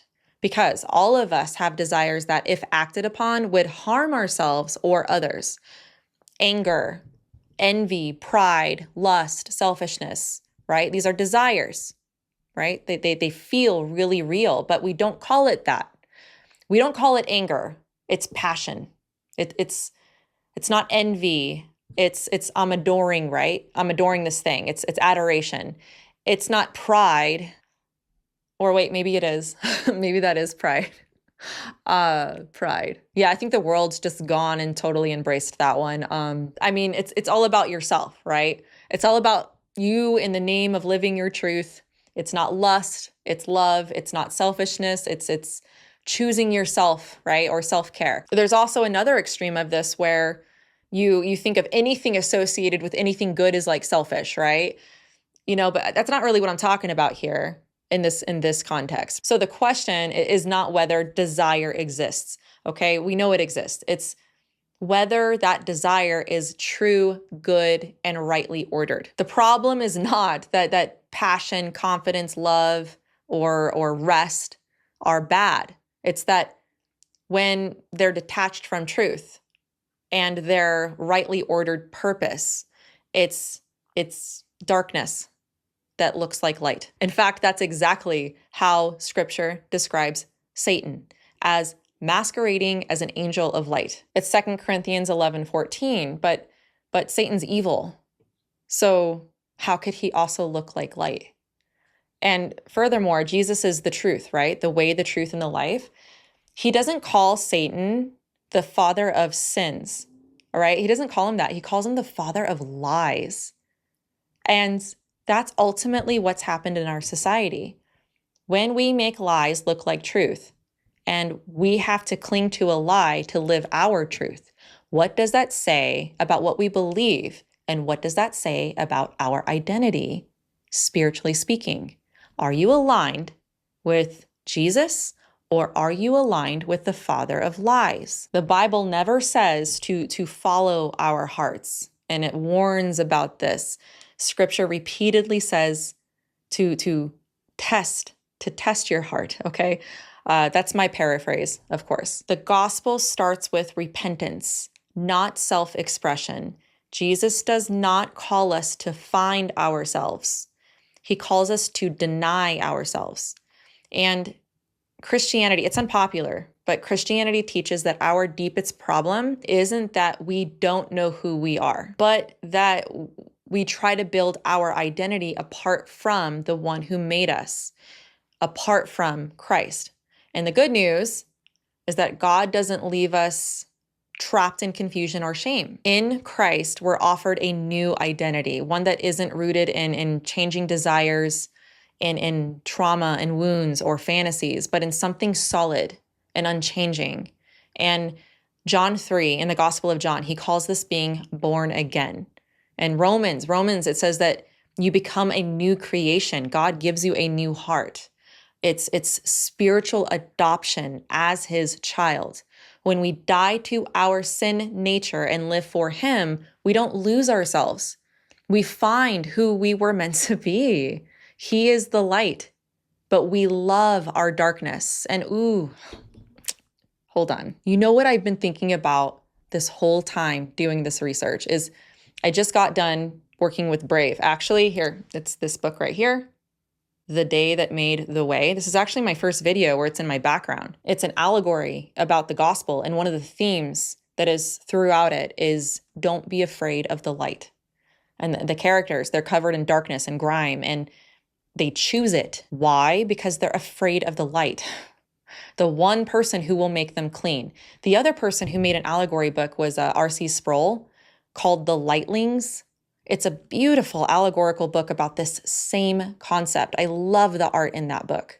It's so beautiful. That's another really good allegory to read with your kids. But the scripture that I have found myself going back to for the last 2 years that repeats this theme is John 3:16 through 21. Because everybody stops. Everybody reads John 3:16, but then they just stop there.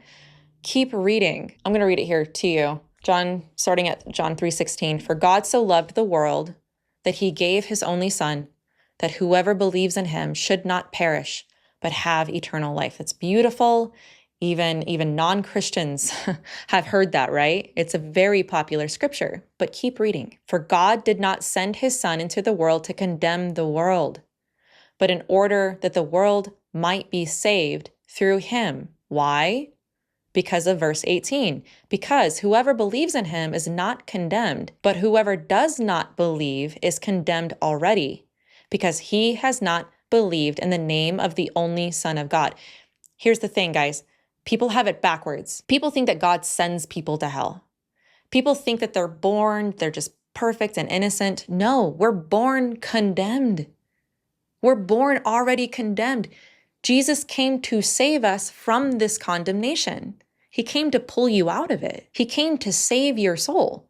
Why? Because your soul's condemned. So people have it backwards, right? So let's keep reading here. Verse 19, and this is the verdict, that the light, that Jesus has come into the world, and people loved the darkness rather than the light because their works are evil. For everyone who does wicked things hates the light and does not come to the light because his works will be exposed. But whoever does what is true, what is truth, comes to the light, so that it may clearly be seen that his works have been carried out in God. You come into the light to be cleansed, to be exposed. And I just think that that's such a beautiful scripture. People don't come to the light because they're afraid of the light. People say don't be afraid of the dark, but they love their darkness. People are in their darkness already. They're afraid of the light. They don't want to come to it. All right? They're afraid of it. So it's not about furries, okay? This is about something much bigger. It's not about where we escape or our hobbies. It's about being in darkness. And my question to you is Jesus Christ your Savior? Don't be afraid of the light. Don't be afraid to run to Jesus. You run towards that light and have him forgive all of your sins and heal your soul. He will bring you out of darkness and cleanse all of that grime off of your soul.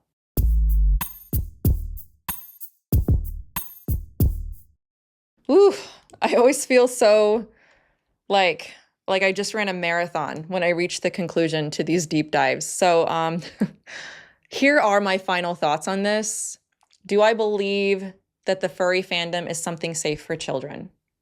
Considering what we have gone over, there's no way with a clear conscience as a parent would I ever let my children get involved with the furry fandom. I have shared all of this with my children in an age-appropriate way. I have an 11-year-old and a 15-year-old. They'll turn 12 and 15. Math is hard. Hold on. They'll turn 12 and 16. 16 this year, okay? So I've shared this in an age-appropriate way. So they understand exactly what goes on in the fandom, and they understand my boundaries with it. And if they come across something, they will know exactly why I am saying to stay away from it. It's not me being an alarmist. It's not me being uneducated. In fact, it's the exact opposite. It's because I went and did the homework. It's because I went and did the research that I'm like, yeah, no, this is not good. I think there are other hobbies and interests that they can have a beautiful creative outlet in. But to me, the risk greatly outweighs the reward. I know we live in a world where the LGBTQ ideology is very much okay, right? They are okay with children being exposed to things like drag queens, taking hormones, puberty blockers, gender surgery. I mean, you name it. So it doesn't surprise me that a fandom that's so inclusive would have trouble policing inappropriate things that have a very high risk of being exposed to children. Here's something that I find very frustrating about this whole conversation. I found this throughout my whole research when I was doing it, but here I am, okay? Here I am, an outsider, really trying to understand the fandom, all right, as a Christian. And I come across some things that don't seem like a big issue. And I'm thinking that maybe a lot of these stereotypes are wrong, that just because it's strange, people have attributed things to the fandom that aren't true. I have not found that to be the case. I have found the opposite. I have learned of what I would consider to be perversions on many different levels in a very real sense that can really ruin somebody's soul, okay? So we're not just talking about something that's neutral. And what I find and what frustrates me are double standards, okay? You have people within the fandom who are very upset that they have this stereotype on the fandom. but then they participate in those things that create the stereotype to begin with. Are you angry that the furry culture has been associated with all these sexual perversions? But then you go participate in those sexual perversions within the furry culture and then cry foul and accuse people of sensationalizing things. And look, like I said before at the beginning, I'm not saying that this doesn't happen. I do think that there's a temptation to overgeneralize and sensationalize. That can happen.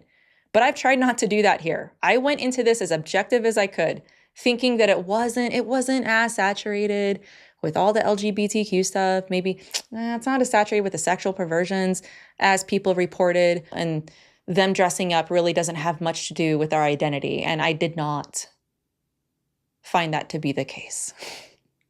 I mean, I really didn't need to know that there was such a thing as a zoophile. I didn't need to know that plushophilia was a thing. I don't even want to know how to properly pronounce it, okay? And so I will appeal to the constant tension that has been within the fandom since its inception, which is the conflicting idea of trying to be both pure and innocent and radically inclusive at the same time. You cannot have the image of purity and innocence while allowing for things that are the exact opposite of purity and innocence, and then be upset when your public image is associated with negative things because you refuse to have boundaries, because you don't want to look intolerant. So that's a frustration for me, okay? That's just one frustration I've had throughout my whole research.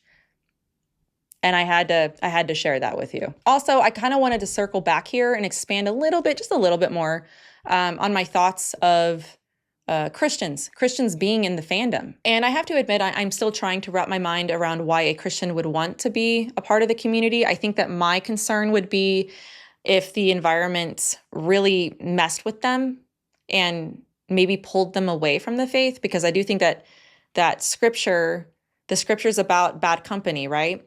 And being a part of an environment that's so saturated with sin and vice, I think would be very difficult. I mean, I can't say that I know enough to make a complete judgment on the intentions of everybody who is in this minority, but maybe I struggle a little bit with the identity aspect of a Christian as an identity and a furry as an identity, which I asked everybody who emailed me about. So that was one area that I was trying to kind of parse out a little bit in my mind. But I think it makes sense on why there's such a tight bond in that group, because they know how much vice is in there. But that's where I'm currently at with this perspective. I might be able to kind of parse it out as time goes on. But yeah, those are my concerns and kind of where I'm at with that at this moment. The next thing I want to go over is to the parents, specifically addressing the parents. And I want to go over some possible arguments that I might get here. For the parents, this is just my opinion, and you can take or leave whatever I say.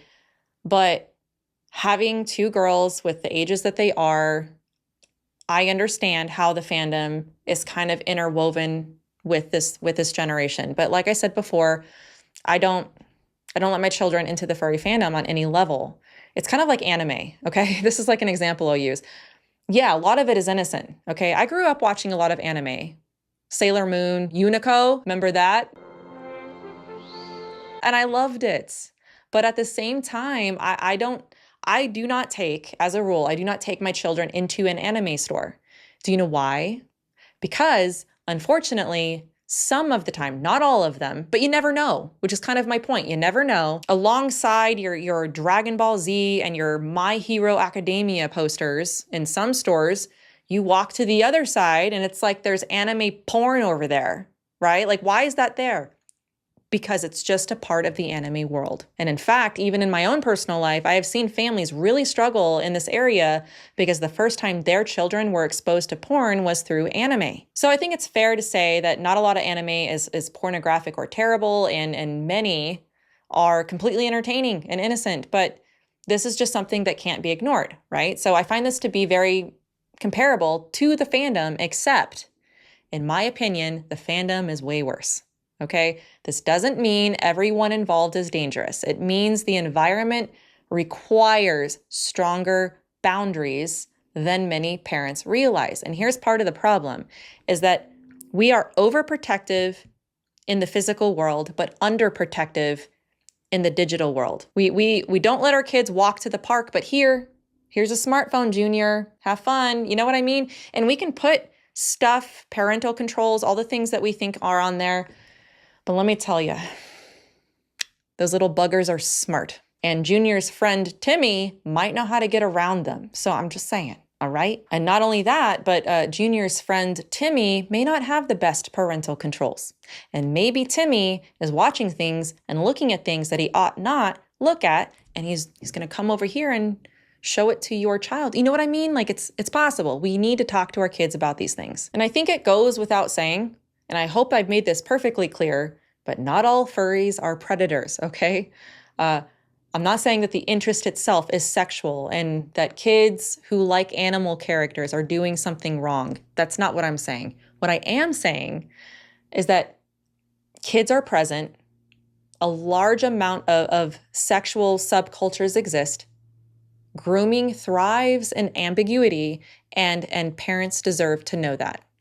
You are not me, and you don't have to agree with me, but I think that there is way too many risks involved in the community for me to have a clear conscience about it. Now, as far as arguments go, I know that there are people who will say that the fandom is just like any other fandom out there, like Comic-Con or anime or Trekkies or whatever, that, hey, you know what? They all have their issues within their fandom, right? One argument I've heard about the furry fandom is something like, oh yeah, of course there's going to be a few bad apples, right? There's a few bad apples in any community that you're a part of. So why are we judging the fandom, right? The furry fandom.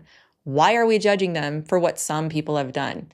And then lots of people just do this for fun, right? That's the argument. Okay, now let me demolish that. I mean, let me respond to this argument as fairly as I can. Okay, first, let me say, there's a real difference between every large group has bad actors, okay? And this environment or group predictably exposes people to harmful content, okay? Those two things are not the same claim. My argument is not the entire furry community is sexually deviant. My argument is sexual deviance and pornography is structurally embedded enough in furry spaces that it cannot be dismissed as a fringe anomaly, okay? Take polygamy. Just for an example, all right? I've heard people argue that, yeah, there are problems in polygamy, but there's also problems in monogamy. And they use that to dismiss that comparison, to dismiss the very real issues that are specific to polygamy. But it misses the point entirely because polygamy is not the same as monogamy. Polygamy has foundational design issues built into it. Whereas monogamy is fundamentally and foundationally sound. It may have problems, but those problems don't arise because the foundation itself is flawed. Whereas polygamy, the whole foundation is more than flawed. So that's the distinction I'm trying to make here. And it's relevant when people make broad, dismissive arguments about communities like the fandom, instead of addressing those unique structural issues.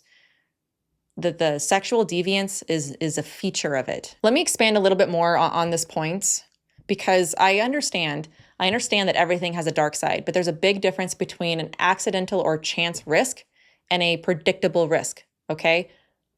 All risks are not morally equivalent, okay? If I take my kid to the park, I know there's gonna be some sort of risk. That maybe there's a bad apple there, right? Maybe there's a bad guy, right? Maybe they might get hurt. But that risk is completely different than an unmoderated online space with mixed ages and adjacent porn, right? That's a predictable risk. In furry spaces, sexualized content is adjacent, it's normalized and hard to avoid, especially online, especially for minors. So in my opinion, I think that moves from the apples being bad in the barrel, right, to the barrel itself having a design problem, right? There's something very unique going on in the furry community that doesn't happen in other places when it comes to this alternative sexual lifestyle that people live. And that's very hard to ignore. Even if there is a minority within the fandom who are not into any of that stuff. Here's the major problem, and this is where parents really need to pay attention, in my opinion. This is not a hidden corner you stumble into by accident. This is something people repeatedly report being exposed to, even when they're trying to avoid it. In my research, and from personal testimony, but also surveys and research that's been done, that we've gone over before within the furry community, pornography is widespread. It's normalized. It's accepted. I mean, to the point where every furry convention has a not safe for work space, and minors encounter adult material without actively seeking it. I mean, if they don't like the association, then you're gonna have to start having some boundaries, because it's not just about being in the community, it's about what even partial participation in the fandom will inevitably expose you to. I just think it's a little dismissive, in other words, to use the argument that within some Comic-Con groups or anime groups or whatever, that you'll just, it happens, right? You come across some sexual deviance, and therefore, why are you condemning the fandom? Another argument that I've repeatedly heard, even online and in person, is comparing the furry fandom to a sports team. They say it's no different than, being a fan of some sort of sports team when it comes to a hobby. Now, I thought about this, and I really tried to understand what they were saying. But I actually have to disagree. Logically, this cannot work or be compared. Here's why. Both involve community. Yes, that is true. They have shared interests and even costumes, but that's about all it has in common. Being a sports fan is something external, right? You root for a team, you don't become the team. In the fandom, there's this extra layer where people create a persona and sometimes treat that character as an extension of who they are, not just a costume or hobby. Sports fandom has much clearer boundaries between fun and identity and sexual fetishes, right? And between public spaces and private stuff, while the furry community kind of tends to blur those lines and constantly debate where they should be. I mean, okay, in other words, look, you don't go to a Dallas Cowboys game with your family and have to protect little Jimmy from the possible orgies that might happen afterwards. You don't go to a Bronco game and have to leave at a certain time, because that's the time that is set aside for the sexually inappropriate stuff that you could participate in. I mean, there's not an X-rated section inside of the sports shop at your local mall. Like, this is not the same thing. And on top of that, sports fandom is very public. Furry spaces are usually more anonymous. I mean, you can go pretty much anywhere online to the mall and find sports gear, but the furry community is a private community that's hidden. I mean, and also for what it's worth, I mean, I can't go online and find why somebody left their sports fandom because of all the vice and sex stuff that was happening within the sports community. I mean, it's just not the same thing. Yes, they have things in common, but these two are completely different cultures with very different consequences when you participate in them, particularly with the furry fandom. So while the comparison sounds nice at first, it ends up kind of glossing over some pretty important differences, in my opinion. All right, the last thing I'll end with is parents. What should you do if your child is interested in this, okay? Here are my suggestions. I say this as an artist with children who love to draw and create characters. I mean, my oldest child loves to create like Tolkien-like worlds and lore and all the things, okay?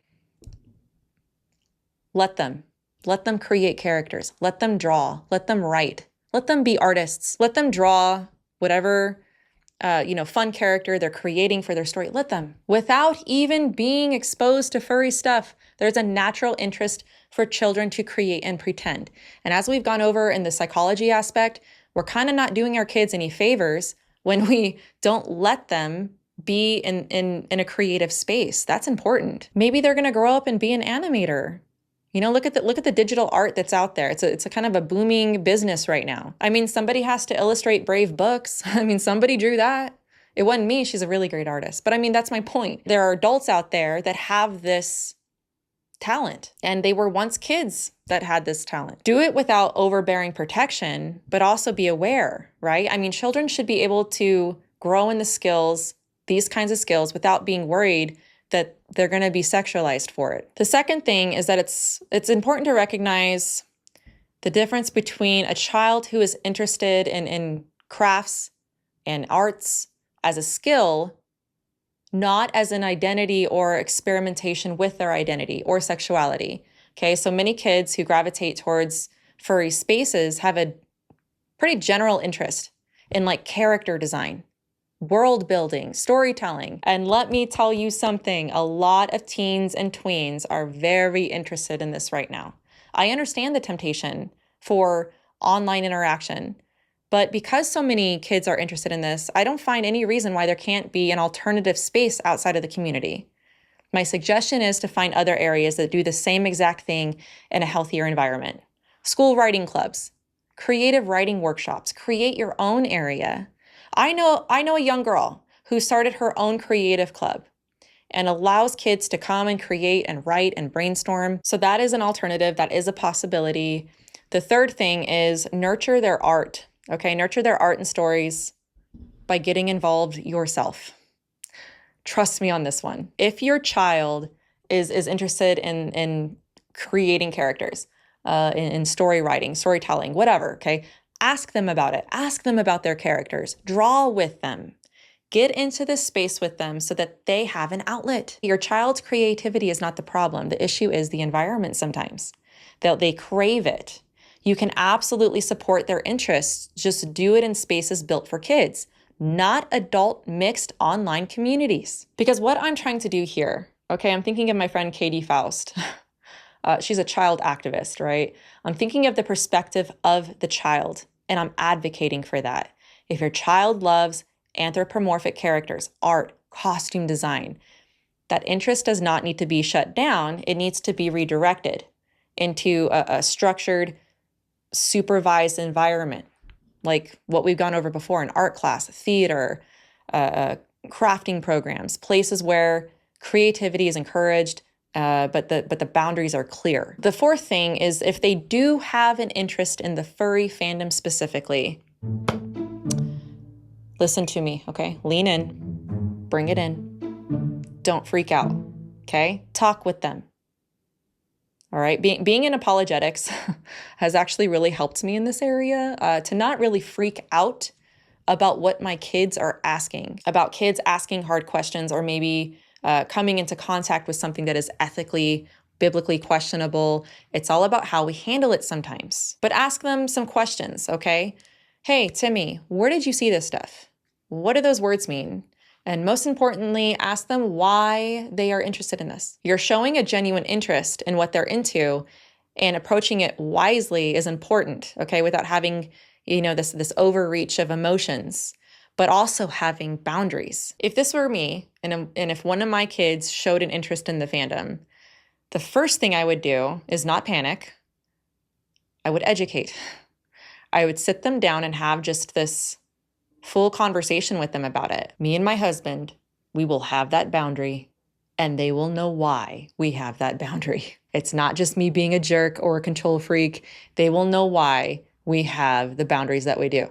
It's our job to protect them, okay? You're not always gonna like me, but it is my job to protect you as your parent. And I would be hard-pressed to find a group of parents, typically moms, who are perfectly fine with their children being in the fandom, who are not also very progressive and tend not to be neutral about inclusivity with the LGBTQ world, right? In fact, I would be hard-pressed to find parents of kids who are in the fandom whose kids aren't also on the spectrum or LGBTQ, right? Because they want to be inclusive. They don't want their kids to get hurt. They want to feel like Junior is able to express himself, right? So maybe there's a tendency to be super open and inclusive and just wanting to accept your child, because having any sort of limit on what they would consider to be their imagination seems cruel.